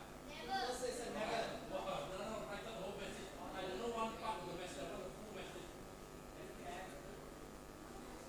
Okay? Write down the whole message. I want to see who's a really, really good cryptographer analyst here. Okay, crack.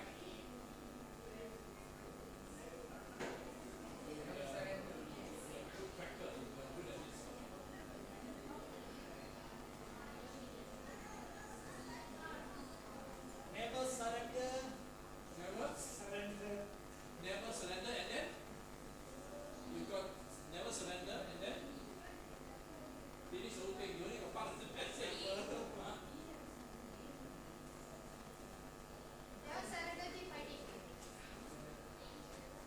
Are you sure it's keep fighting? Are you sure that's what you mean? Are you sure? Never surrender, keep fighting. Is that the correct message? Never surrender, keep what? Some of you are who know what the message is.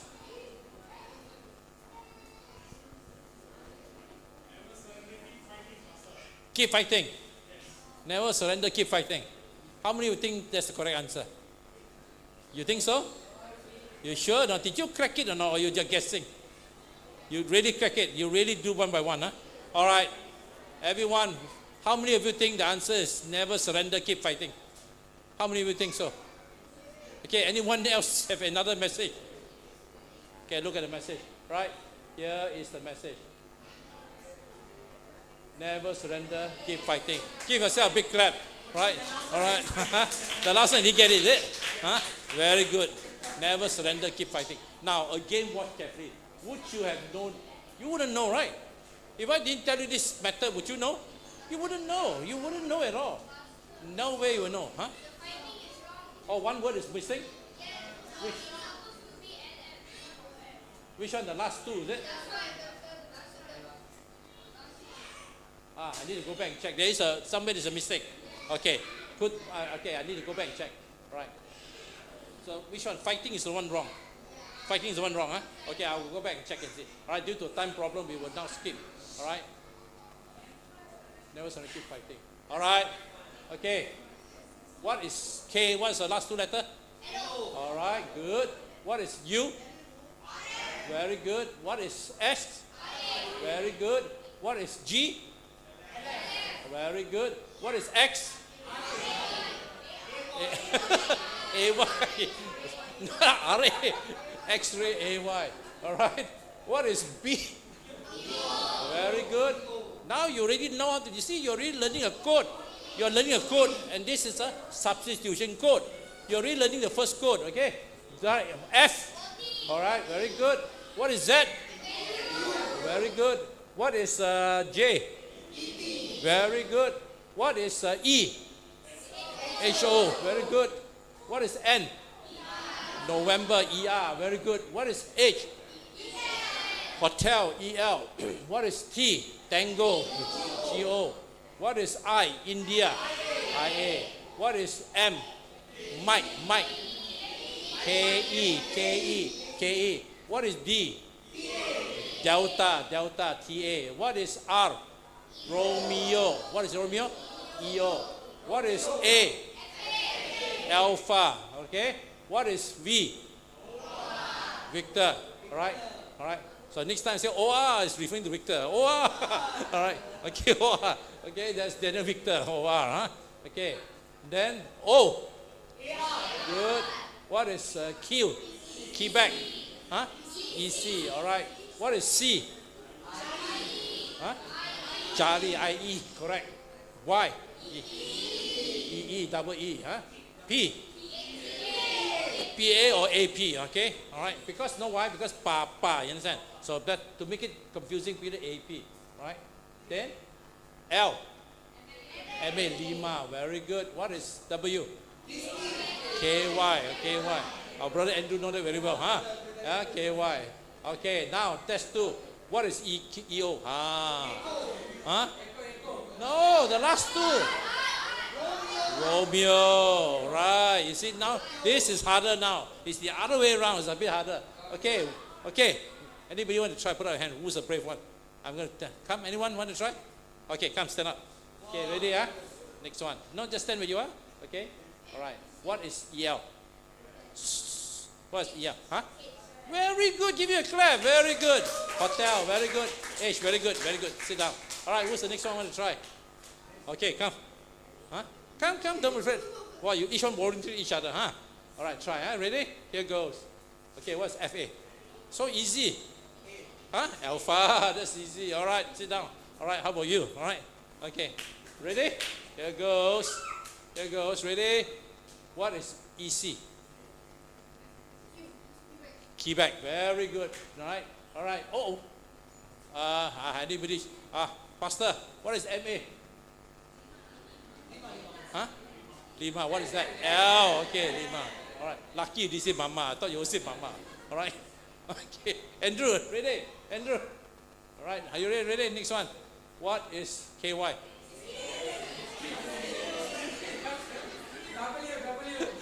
That one you know, whiskey. That one you know. All right. That's why I asked you whether you did that. Okay. All right. Okay. What is KE? M. Okay. What is RA? S. Sierra. All right. What is TA? What? Delta. D. Delta. Right. What is AP? Papa. All right. P. Right. What is LF? Golf. G. Right. What is ET? Juliet. Very good. J. Huh? All right. What is IE? Charlie. C. Right. What is LU? Z. Zulu. All right. What is AR? Oscar. O. All right. Now you get it, anyone? You know how to use it now? So can you imagine you write a letter to someone, just use 2 like that, you understand? Put it together, right? And I tell you, unless you are trained in this, you have no idea what they're using. Totally nonsensical, correct or not? Right? It's a nonsensical. That's the whole idea about cryptography. All right, now let's go back to another substitution. I'm going to teach you the substitution method first. Now, we talk about some easy one first, okay? Wait, get out this. Get out this. All right, let's now go to some substitution first. Now, now here is a good example of a substitution. Everybody, please write this down. You need to write this. Okay, please draw this. Draw this, draw this. Quickly draw this. If you don't draw this, you will not be able to crack. Draw this quickly. Quickly do this. All right. What you have is a square box, then 5 columns, and then 5 columns, 5 rows, making it 25 boxes, right? Right in the middle, you share by letter M and N, and then you go A, B, C, D, E, F, G, and so on, right? And put down the number 1, 2, 3, 4, 5, 1, 2, 3, 4, 5. First number on the left, second number on the right side, okay? You got to write down exactly like this, then you understand how this works, okay? This is the famous tap code where you tap, all right? Tap, tap, tap, okay? Or you clap, right? This is the famous one, the tap code. Very easy to use.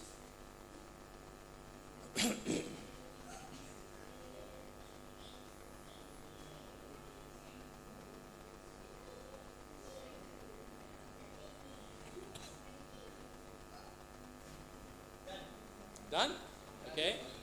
You know, some people do it in 1 second, just take a picture. I've seen some classes on the putting right now, just take a photograph of it. This is the tap code, tapping, T-A-B.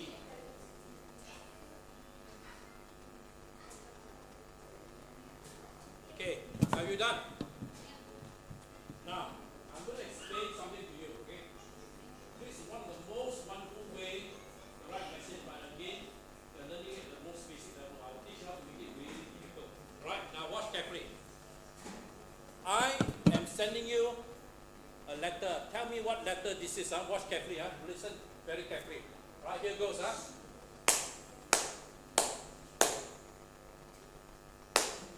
What number do you hear?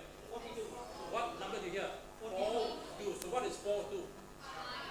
Yes. First number 4, and then 2. So can you see the coordinate? 4, 2, the coordinate is what? So I just send you the letter R. Okay, can someone tell me what letter is this? Are you ready? Here goes.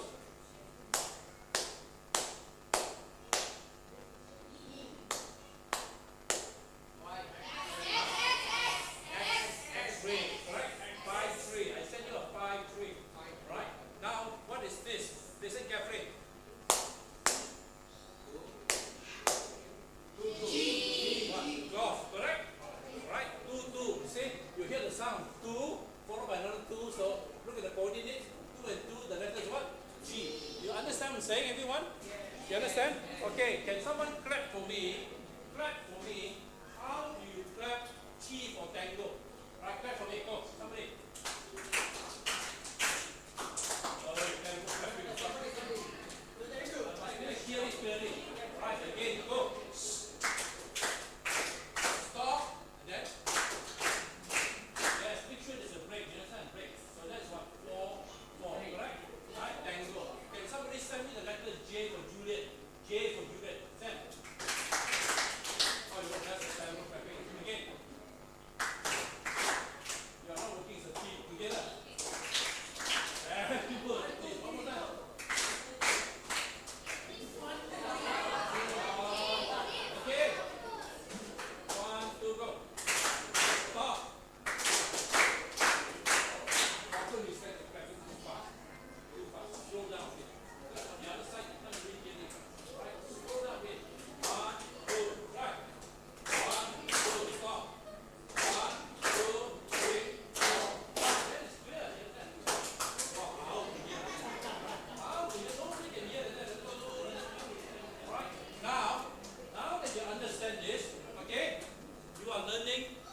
another substitution code, and this is called the tapping code.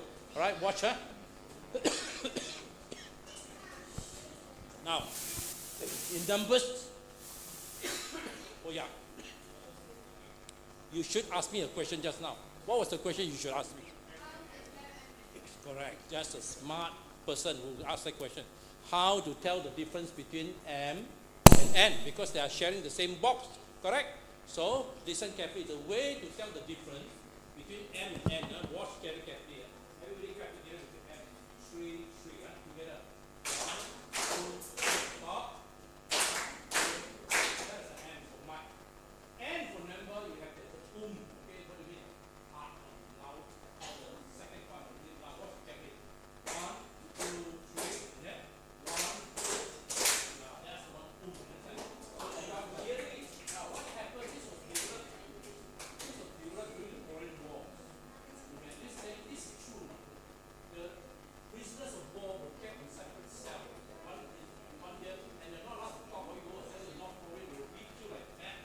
This is North Korean soldier kept in American, and they will be different prisoners, and you cannot talk. In the middle of the night, they put their head here the wall, and the other one by tapping, they actually penetrate the wall. And you put your ear there, you can hear the thing, right? And so that's how the thing will bring you back and forth. And the Korean guards get okay with it. That's why it's known as tap. Again, like I said, you cannot get too fast. This time, you don't understand the edge. So they, among themselves, they created this code, and it's known as the tap code. So again, the M, if I were to lock it up, 1, 2, 3, 1, 2, 3, M. And 1, 2, 3, 1, 2, a little bit harder. Now, by the way, this also become what's the name? If both of us are with the wall, our palm is tight, alright, so our hands are tight together. Now, as long as I can feel his hand, I can press, can you see that? I can press, now watch that, what am I sending? Watch, just by looking at the number of squeeze, you can tell me what am I sending. Are you ready? Watch very carefully. Are you ready? Here goes, what am I sending? Let's try the better. Okay, here goes. What did I send? C. What number was that? No, what number was that? 1 and 3, so? C for Charlie, correct? Okay, now what is this?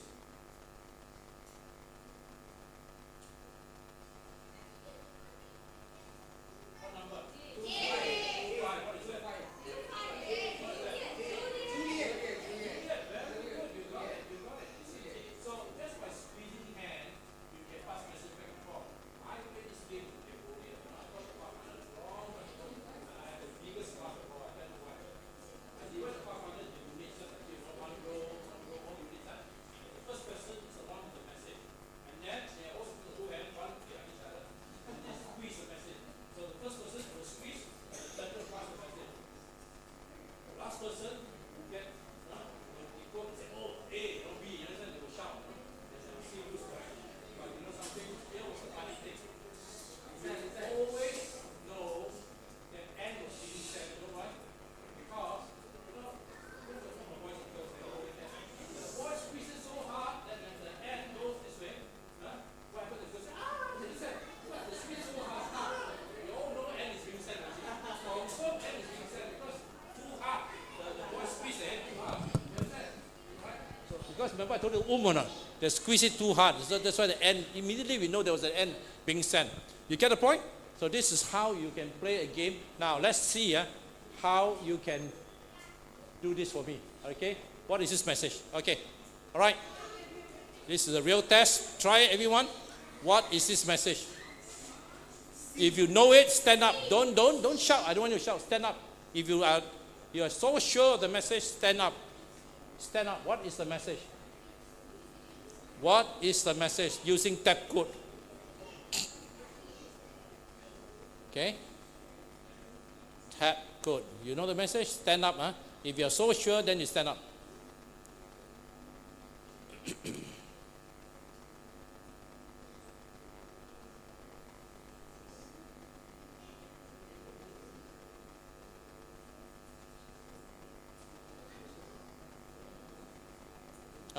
Okay, what's the message? Come here, John. John. Okay, are you sure it's come here, John? Okay, watch carefully. Now, what's your name? Henry, Okay, let's see. He says, come here, John. Come here. Very good. Give me a big clap. Very good. All right. Good. You got it. You got it. Come here, John. All right. Let's try another one. Okay. All right. Who can crack this? Who can crack this? Come on. Who can crack this?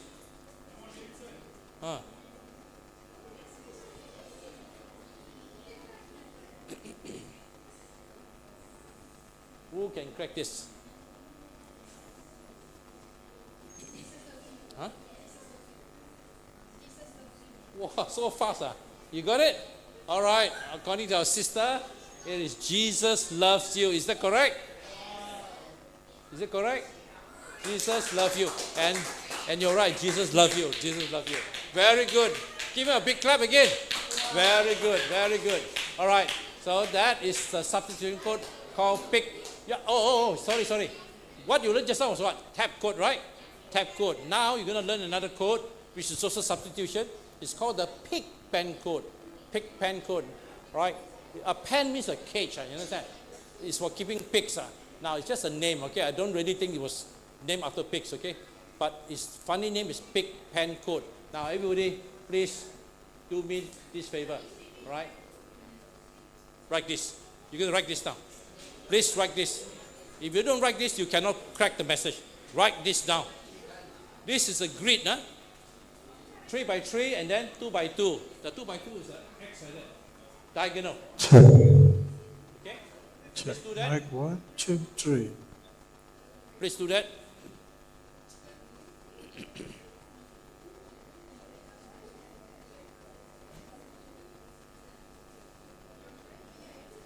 Yeah. Oh, thank you. Wireless, Oh, no need this,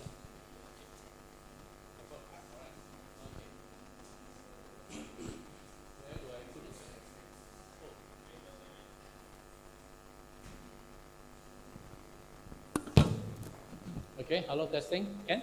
Oh, good, very good. Okay, very good. Yeah, that one no need. Okay, are you ready? Okay. Now, what's the difference between the one on the left and the one on the right? The one on the right all has got what?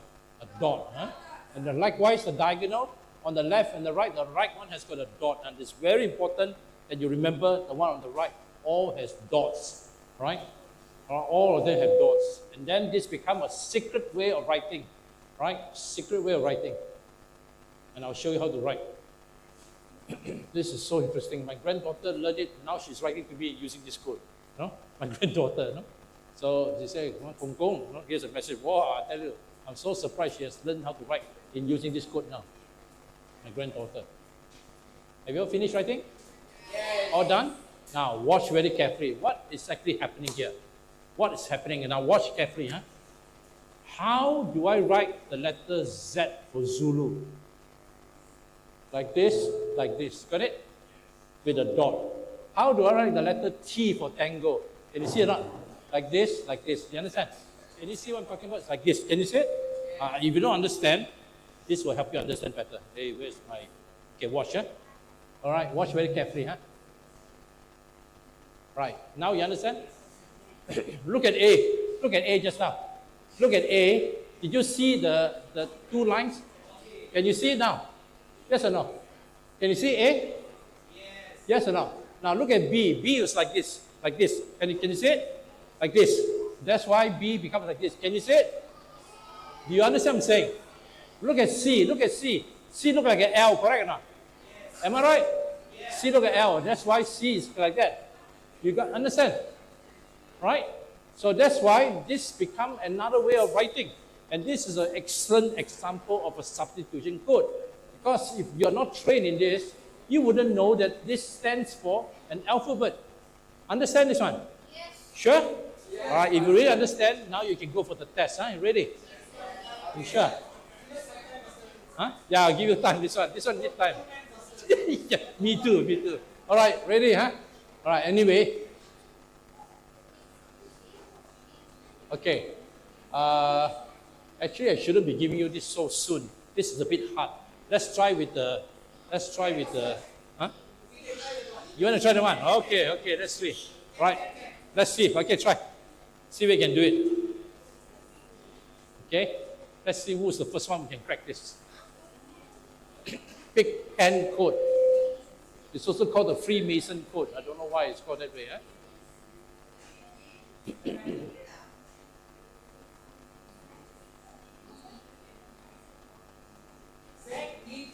Hey, too fast, too fast. Zach needs you. How do you spell Zach? Zach? Z-A-C-K. Needs you. You're so sure? So sure, huh? All right, let's see whether you're correct. Okay, wait for the rest. Were you able to write it down?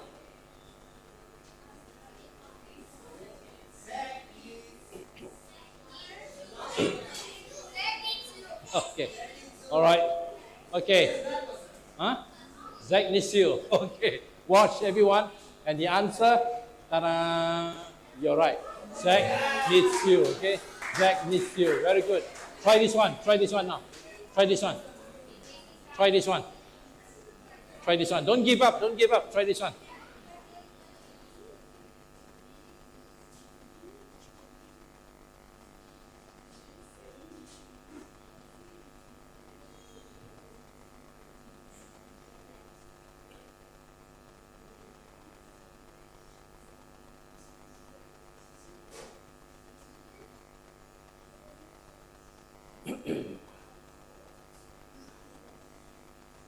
Now this has become a totally different written language, correct? Huh? Oh, you think so? All right. Okay. Let's see whether you're correct. Okay. Debt of what? Grace. Okay. Hutang ke what? Hutang apa tu? Grace. Kerohanian. Correct. Grace is kerohanian, right? Huh? Oh, kasih karunia. Correct. Okay. Watch. Debt of grace. Ta-da. Yeah, absolutely right. A debt of grace. We owe God a debt of grace, correct? God is so good to us, we owe Him a debt of grace. Okay? Now, let me now see how good you are by going into the actual. Actually, we went straight into the test. Right? I want you to try something like this to see how good you are. Right? Let's see. Code. I got so many codes here, as you can see. Big Pen code. Big Pen code. Oh. Okay, let's see whether it will make sense to you. Oh, wait, no. Let's go to the test. Okay,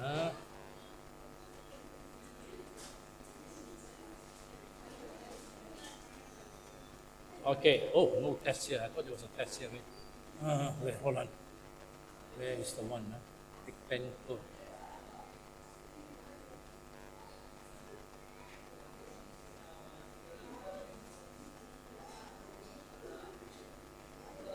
Oh, okay.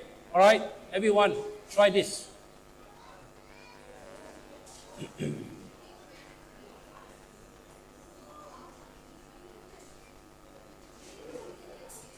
Okay, ready? No, not this one, not this one, not this one. Okay, ready? Here goes, huh? All right, who can tell me what alphabet is this? Ready? Here goes. What is this? Huh? Say kilo. Is it kilo? All right, you are right, kilo. Right? And the twin, now, but the twin is on the other side. What's the twin? B, correct? On the other side. It look exactly minus the dot, correct? No? So that's called a twin. You understand? The twin, that's why we call this twin. You look exactly the same minus a dot. So the twin of K is B. All right, anybody tell me what is this? What is this? Zulu. What is the twin of Zulu? Huh? What's the twin? B, correct. Right? This is Z, and the twin is V for Victor. Right? Good. Now you're learning twins as well. Right? What is this? I for what? India, right? What is the twin? Huh? Romeo, IR. Very good. What is this? What is this? N for what? November. What is a twin? E for echo. Very good. This is November, echo. Now what is this? No? Huh? Yeah?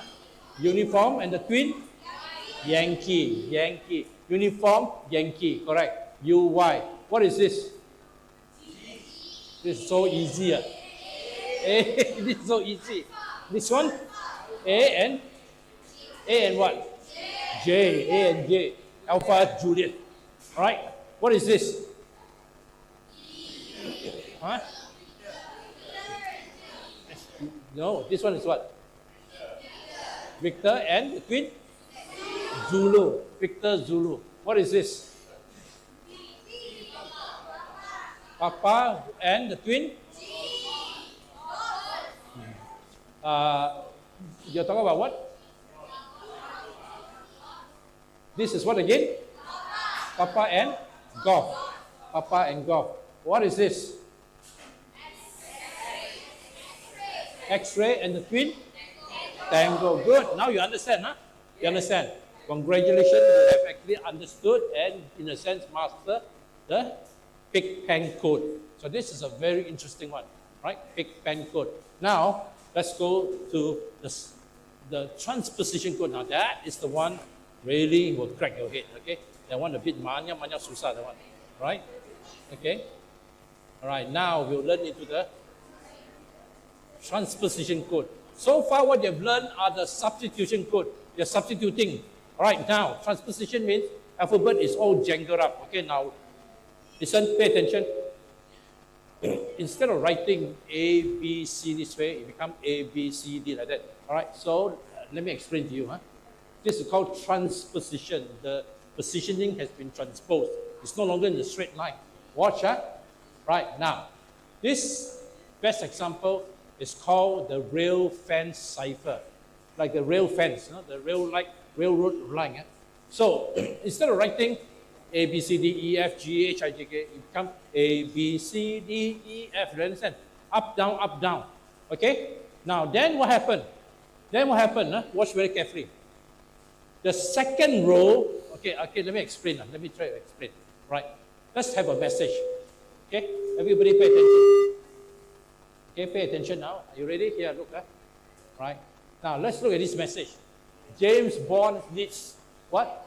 Backup. He needs backup. One person cannot fight. He needs backup. So the message is James Bond needs backup. This is just a joke. Now, watch very carefully. How do you write it? In a two-line rail fence, instead of writing James Bond needs you, it becomes James. You understand? Bond. You understand? Now, so watch very carefully. The two-line cipher become like this, right? By the way, all the space, you remove the space, right? There's no space one. So become, can you see the message become? James Bond like this. Now, watch carefully. Now, put it in two lines. I mean, into up and down. Watch carefully. Now, can you see or not? In this case, 3 line. Okay, this is a 3 line. You can also use 2 line, but this one is a 3 line. So James become James, and then Bond, Bond. Can you see or not? And then needs you, Needs. Backup, Backup. By the way, this one you can put a dummy. You can put any alphabet. Okay, we call it a dummy just to fill up the empty space. You understand? All right. Now watch carefully. You know what happened? You know how this become very difficult? Watch, So now, the message James Bond needs backup, which is written up, down. Now what happened? Notice row 2, row 3. Okay, you have row 1. What's row 1? Read for me row 1. Jeondau. Correct? No? That's row 1. Now row 2, you put it behind row 1. Row 3, put it behind row 2. So, you understand what I'm saying? Now, let me explain. Right? This row 2 here, ASN, put it behind U. You understand what I'm saying? And then, row 3 here, the M, put it behind the second row. So, in the end, now become one whole row. And guess what happens? When you do that, watch carefully. It becomes, can you see it? Totally cannot understand what the message is. Can you see now? Right? That was row 1, followed by row 2, followed by row 3. But look at it when you join it together, how do you understand? Unless you know, hey, this is a real cipher 3 lines. So when you receive this message, what do? You put the J, then, to decode it, the method is totally different. Okay. Now, by the way, first of all, you understand how I got this one, J-E-U. You understand or not? You understand? Because I need a long stick to point. You have a long stick, to point. Because, something to point. Something to point. Okay. Because it's kind of hard to reach. Okay, watch carefully. Watch. Pay attention. At least you understand how James Bond needs you. Please back up. J-A-M-E-S. You understand this, right? B-O-N-D, and then Bond needs you, N-E-E-D-S, back up. Now, to make it into a code, what happened is that the second row, A-S-D-O, this whole row, you put it behind. So now, after U become what? After U become A-S-N. Can you see it now? Can you see it now? And then the third row, put it behind here. So that's why after CP, can you see CP there? You have the word M, this one. Now it becomes totally scrambled. That's known as a real fence cipher 3. 3 lines. You can also do 2, okay? But in this case, it's 3. Now here's a question. Between both of us, I already told you I'm using real fence 3. So what happened? When you hear the word real fence 3, when you get the message, how do you decode it? Divide, count the number alphabet, divide by 3. Yes, divide by 3. So watch carefully. So the whole message, count and see how many. Okay, you can take a count here. There's 1, 2, 3, 4, 5, 6, 7. So 7, actually there's 21. If you add a dummy, it becomes 21. But in this case, it's 20. Okay? All right? So actually there are 20 here. But by right, I should put a dummy here, put any strange letter, it doesn't matter what. Now, when you receive this message, because I told you, I'm using real fence 3, that means there are 3 lines, you count the number, divide by 3, right? So there are 21, so each block is how many? 7. So, when you receive this message, right, you count J-E-O-N-D-A-U, there's 7, cut. And then there's another 7, A-S-N-E-S-C-P, cut. And then another one. So you got it, blocks of 7, 7, 7. Now what happened? Now that you got it, the second row, put it under the first row. The third row, put it under the second row, and the message appear again. You understand what I'm saying? Yes. Okay, now you're going to have a real test, okay? That's where this is going to be challenging, okay? All right, now, so watch carefully, All right, so now you will see what happened. So this is a message, right? Now notice it was like this, all scrambled up, right? All scrambled up. All right, now to put it back, as I told you, you count the number, all right? And then since they're all in blocks of 7, you put the first 7 in the first row, the second 7 in the second row, and the third 7 in the last row, and then it becomes like this. And now you can read again. J-A-M, but remember reading is vertical, you understand? It's vertical, you understand? The reading part is what? Vertical. Now, to help give you an example, you're going to do a real test, 2-line cipher. So this is the only 2 line, okay? Watch carefully, right? Okay, hold on, right? By the way, this one is 2 line, but now I want you to do a real one, okay? Hold on, Let's do a real test. Okay, try this. 2 line. If you really understand what I'm saying, you will be able to crack it. This is the 2 line. So what must you do when you hear 2 line? What must you do? Count the number of alphabet, divide by 2. Yeah. So where is the cutoff point? Tell me. Are you sure? Count how many there are. How many lines are there? C-M-A-T-O-M-Y-H-B-C-D-O, all right? O-E-T-W-P-P-E-A-K, there are 24. So divide by, there are 24 alphabet, divide by 2. So where is the cutoff line? There are 24 alphabet, and this is the real fence 2. That means it's a 2 line. The 24, what do you do? The 24 divided by 2. So where is the cutoff? 12. So count which is number 12. Which is number 12, and the second part, put it under the first part and the message will appear. Huh? No, 2. This is 2. I told you this is a simple one, 2. I can tell you 3, but this one's a 2, right? But I mean, I can do a 3 or 4, but now I'm telling you this is only 2. Easier for you, easier for you. Remember I told you there are 20, what? How many here? 24 alphabets. So divide by 2 is what? Because it's a 2 rail fence 2. Meaning to say there are only 2 lines, not 3 lines. You understand? I told you it's 2, remember? So divide by 2, each one is 12. So you count up to 12, and from the second 13 onwards, that whole thing put under the first one, and the message will appear. You understand what I'm saying, everyone? Faham tak semua? Alright. Right. Who can get the message? What's the message? Come by 2 p.m. what? By the front door. Back door. Are you sure? Come by 2 p.m. but no, come at. Say again, come at 2 p.m. By the, oh, not front door, huh? All right, let's see. All right, watch. So what do you do? I told you. Where is the cutoff point? Where is the cutoff point? The first O or the second O? Huh? The first O you cut off, huh? All right. That means the first row, the last one is a what? O. And then the second row begins with the O. So correct? Very good. Then you got it correct. Now, so therefore, watch carefully. And the answer, if you get it correctly, come at 2 p.m. by the back door. Give yourself a big clap. Very good. All right? Very good. All right? So now you understand this, what's that? What's that? This is this is a transposition code. Now, here I will show you 4 famous examples of a transposition code, which was used during the Roman day. That's what they're called Caesar code, Roman Caesar's time. All right, so let's show you the 4 of them. All right, now, everyone pay attention.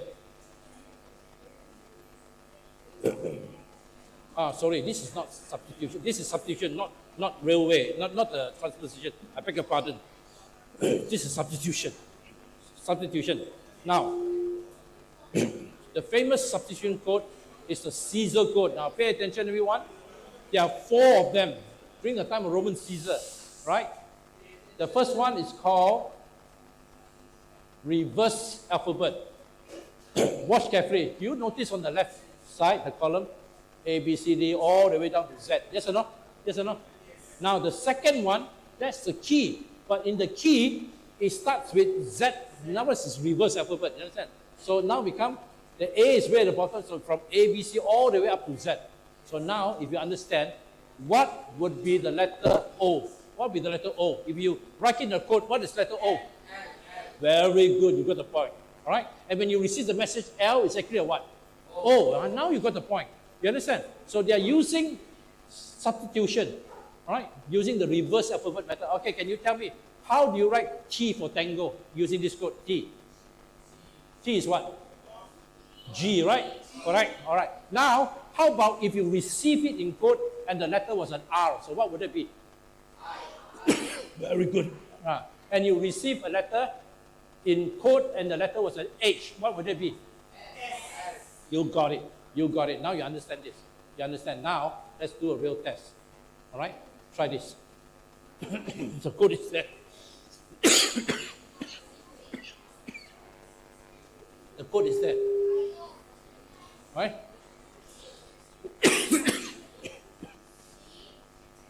Don't make the mistake of left to right. It should be what? Right to left. You understand? Because you're decoding. So don't go and look from left to right. It should be right to left. So look for the X on the right side and then find the answer on the left side. You understand what I'm saying? Remember this decoding, not encoding, so don't get mixed up.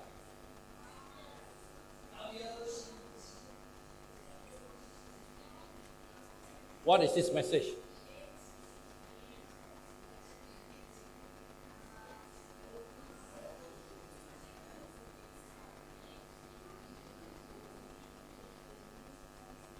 We're going to look for the alphabet. Huh? Come? Come here for help. Come here for help. You think so? How many of you think that's the answer? Is that correct? Come here for help? Okay, let's see whether it's come here for help or go there for help. Huh? Which one is correct? Right? I hope you're correct. Man. Come here for help. Right? Right? Let's see. Right? Yes. How come the message is not there? Oh, no. What happened? I forgot to review the answer. Hold on. The message is hidden. I forgot to remove the thing that was blocking it. Yeah, here it is. Come here for free. Oh, no.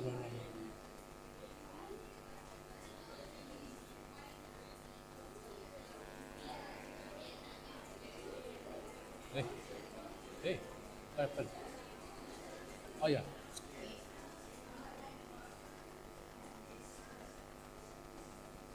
Uh-oh. Oh.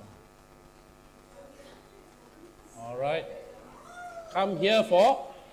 Very good. Okay. Very good. Now, let's try one more.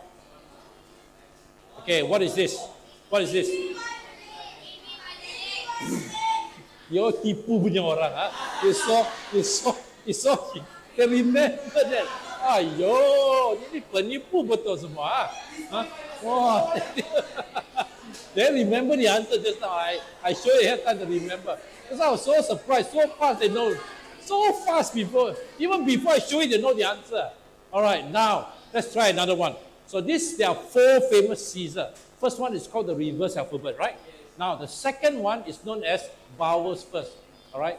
Vowels, what do you mean? You start off by A, E, I, O, U, and then anything that's after that, you put in the rest, you understand? That's why you notice A, E, I, O, U, that's called vowels, huh? And then after that, what? Then you put B, C, D, E, already used, don't know the E, and then F, G, H, I already used, then J, K, L, M, N, O used already become P, you understand? All right? So that's called the vowels first. Faham ke tak faham? So you put the A, E, I, O in A, E, I, O, U in front, and then after that, whatever is not used, you put it at the bottom. So that's known as the vowels first. Put up the vowels first. Now you will have the key. So the key is on the second row. Are you ready to do the test now? Ready? All right. If you already know, pay attention.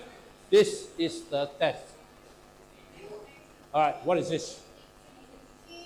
Using the second row to decipher the first row.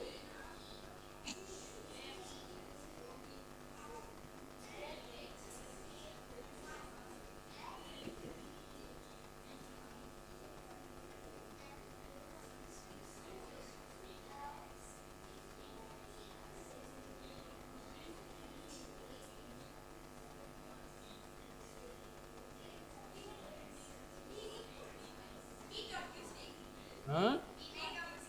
What?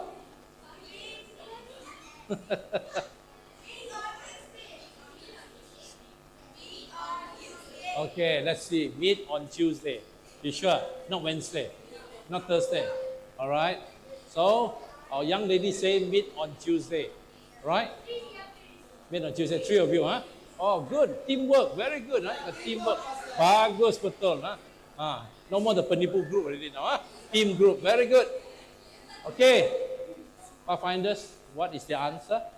And the answer is meet on Tuesday. Very good. That's teamwork. All right. Try another one. Okay. Teamwork. Let's see who can team up fast. What's the answer for this one? Work together as a team.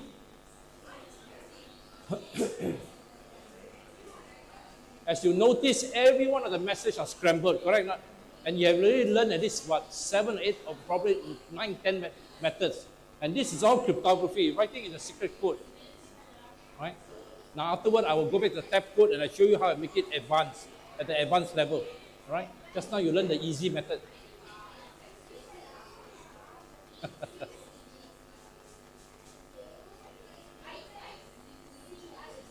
Can see or not? It's a bit hard to see, huh? Too small.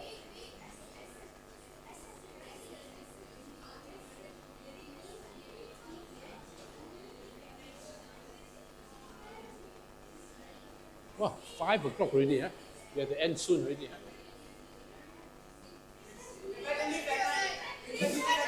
Wow, give me a fright, I tell you. I thought he was scolding me. You know? Yeah, what's the message? Prepare to leave at night. At night. At night. All right. So she said the answer, prepare to leave at night. You must get ready to leave at night. Is that correct? Okay. Very good. All right. Now another one. So you learn the second method. Second method is vowel first. The third one, all right, is interesting. Even letter first. That means what? What is even? B is even. 1, 2, 1, 2. You understand? So that's why you notice, you start with B, D, E. Remember, even numbers means every second letter you put up there. You understand what I'm saying? A is 1, B is 2, and then C is 1. Right? So that's called what? Nombor ganjil dan genap, right? Genap. Yeah. So you put all the number genap, even numbers, even alphabet there. So you become B, D, F, J. You understand?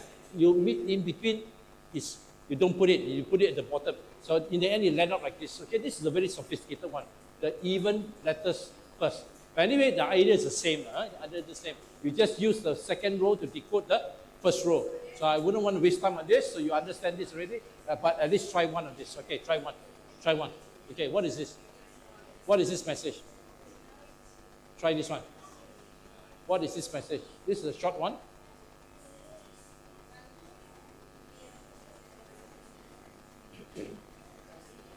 What is this?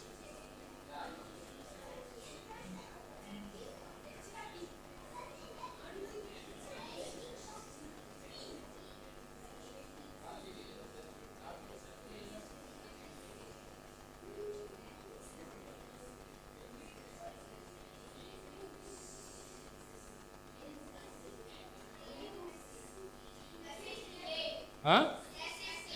Message delayed. With the ED or no ED? With the ED, yeah? Message delayed. Let's see. Well, this is good teamwork if you got it correct. All right, answer, message delayed. Very good. All right, last one. Last one, huh? All right, now, next one. Fourth method of the Caesar code. Pay attention. Listen. Non-curved letter first. Now, do you notice in A, B, C, there are some letters with curve. Now, what are the curved letters? B is curved, right? C is curved. D got curve or not? D. E? No. A is curved? No. E? No. And then F? No. And then G? Yes or no? G, yeah. And then H? No. So now you're putting the non-curved letter first. So this has become A, E, F. After that, at the bottom are all the curved letters. You understand what I'm saying? Right? You understand, everyone? So that's called the non-curved letter first. Now, if you understand this, the method is the same, right? So you were to crack the message. This is so easy. Crack it. Crack it. Crack it. It's just a method of using the right to the left. You see, when you look at this, what kind of funny message is it? PO, if, mailing. Huh?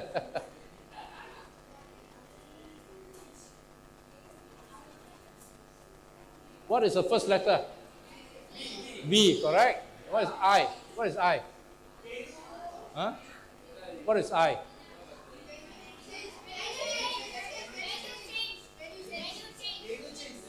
What? What? Oh, I see. Okay, let's see whether you're correct. Right? Venue change.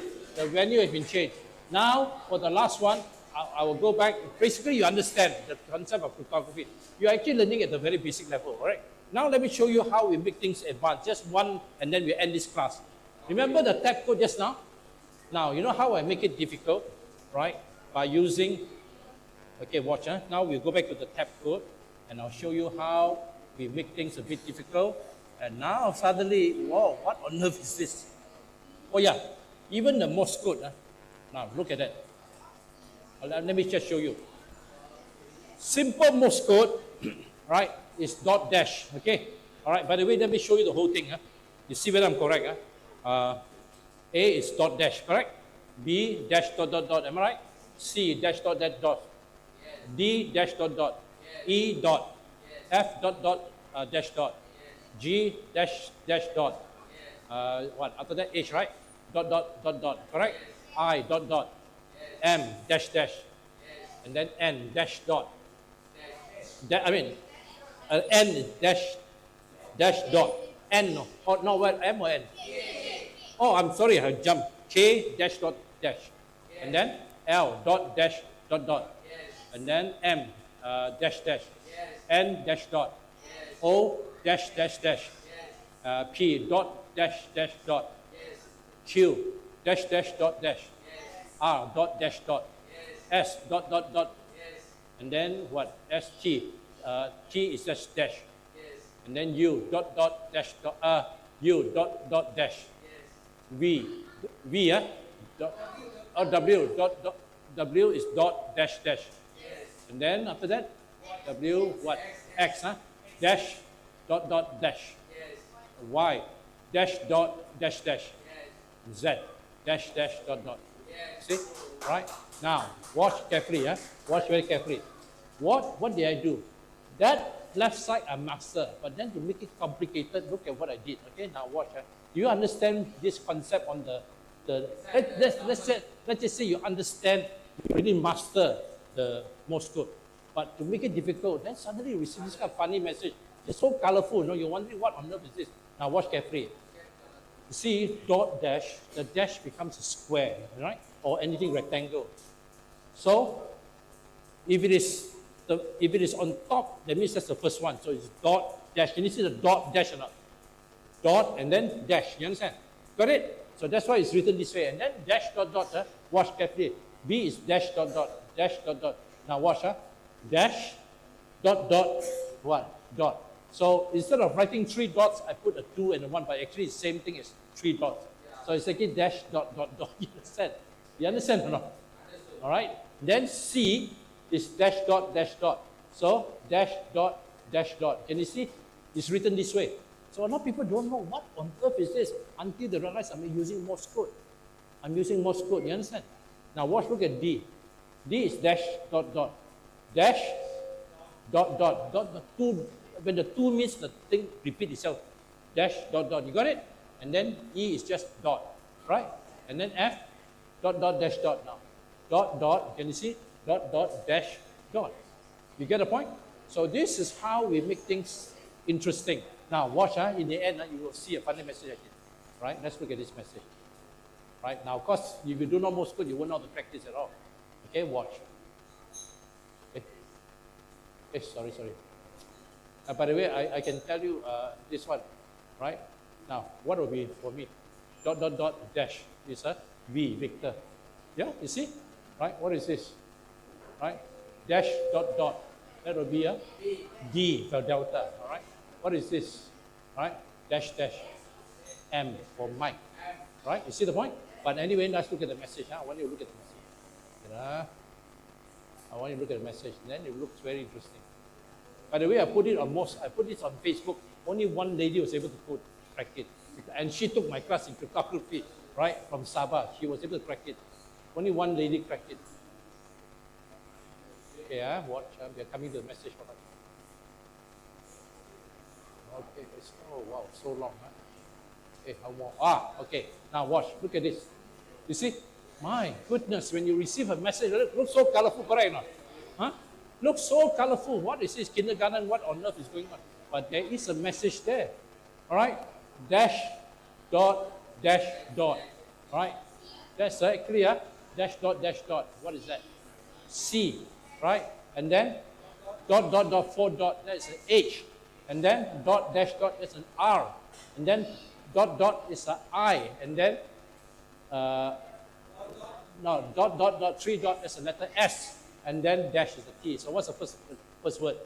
Christ. C-H-R-I-S-T. And then dot dot is an I.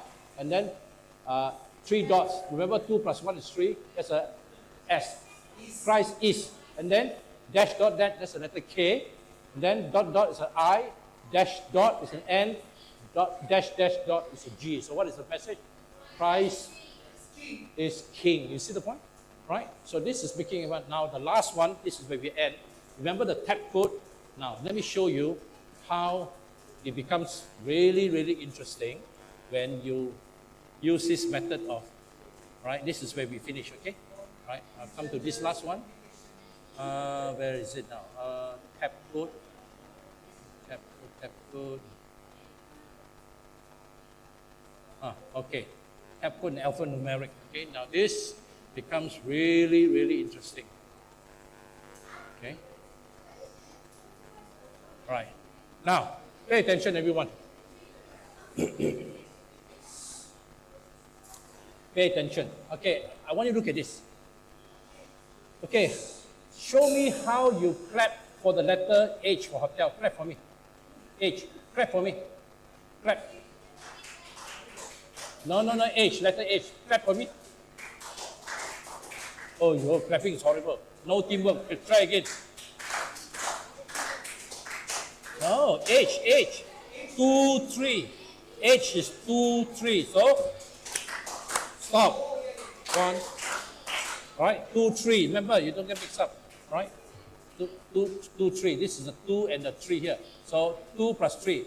Now, what we do, when we make it difficult, when you get a message, you get a message like this. Right? For example, what is Q2? Huh? Suddenly ada Q2. And sometimes you see 2Q. Sometimes it's a Q2, sometimes it's a 2Q. What on earth is going on? So what happened is this. You look at the Q. Can you see the Q here? Right? Wait. Here. Can you see Q now? Now, watch. Now, again, this is something, in the inspiration, I got the idea. When the number is on the right side, you go down.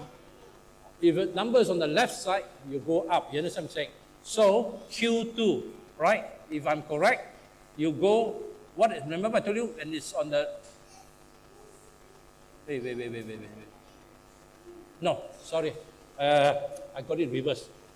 Right is up, left is down. In other words, you understand? If the number, okay, let me look at this. Can you see the word Q2 or not? 2 is on the right or on the left? No, on the right of Q, isn't it? So, if it is Q2, that means it's 2 step up. So, you have Q here. Can you see Q here? Yes. All right, 2 step up become what? F. KF. Got it now? Yes. All right, now okay, let's look at, for example, do the 2W. Okay, where's W? W is here. Now, 2. Remember, 2 is what? Down. So, you go down. Since there's no space, you go BG. So, the answer is G. Do you understand what I'm saying? Or, yes, don't understand what's going? You understand?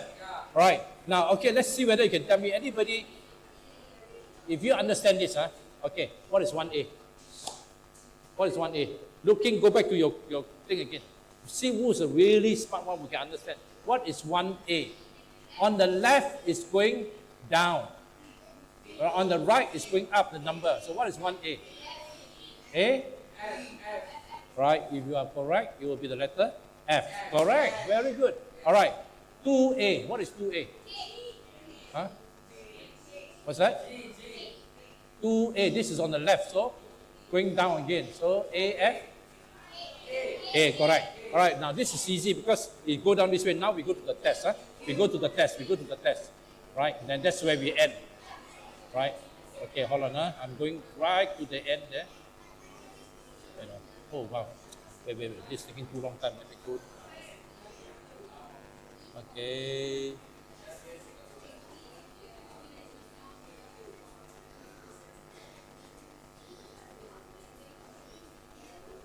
There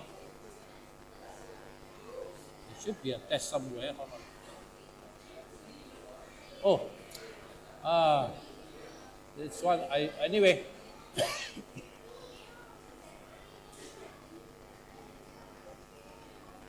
Okay, what is Y3? Huh? I? India? Correct, huh? Okay, let's try. What is 3x dot?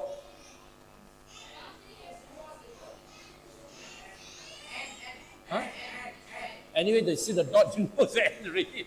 The moment you see the end, you know the end already, right? All right. What is W4? 4 is on the right side. You go up or go down? Huh? W, this is 4. That means you go up 4 steps. So what is it? What is this?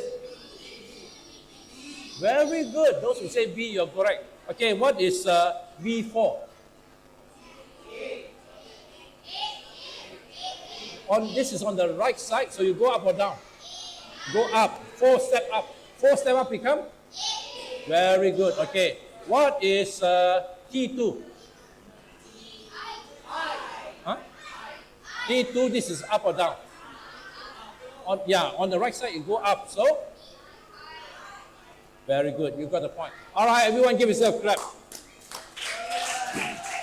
You have successfully finished the class in cryptography. This is the introduction technically to tell the truth, right? But going through the test, I can see you really understand the concept. And that's what I want to do, okay?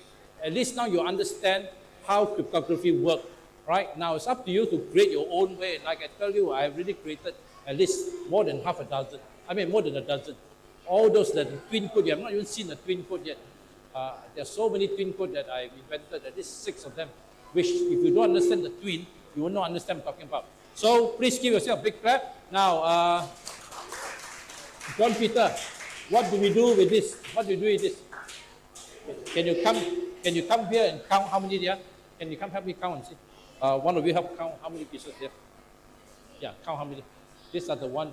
I thought I make the mistake. Huh? You count and see. You count and see. I didn't even count. Count and see how many there are. And then let me know, because I need to get back the money for that, because I have to order new one from Thailand. All right. So I'm very proud of all of you. All right. Okay. Even this very fast course, you understand cryptography. Okay. Because it's very interesting. I tell you, man, when you see the advanced level, you will be so surprised that there are so many ways to write using number system, like the Morse code, semaphore, all I change to number. Braille change to number, Morse code change to number, everything I change to number, and then it becomes even more interesting, right? So the advanced level is all numbers, all using numbers, right? But you get a basic idea already, okay? Can I ask how many clubs are represented now here? 5 clubs. Okay, tell me what are the 5. Okay, Banting, all the Banting, put up your hand. All those in Banting. All right. Okay, those from Shah Alam. Anyone from Shah Alam? No, no one to Shah Alam. Where? Shah Alam. Oh, Shah Alam. All right, from PJ English Church? PJ. Pataling Jaya English Church, no one. Huh? No one. Oh, Fedora. Fedora is PJ, is it? Oh, USJ, Fedora. And then another one, what group? Clang, is it? Clang. Anyone from Clang? Clang. Oh, good. Clang, huh? That's good. Another group from where? The last one. Oh, Clang English and Oh, okay. Okay, good. I see. All right, good. Any more? That's all, huh? Right, give yourself a clap for attending, okay? Very good. You want a good picture, very good picture with this banner, huh? All right? Yeah, I will take down my thing. Now, those of you who want the entire PowerPoint, please come copy from me, huh? All right, I copy into one and you copy for the rest, okay? And the whole thing. Yeah, take it now.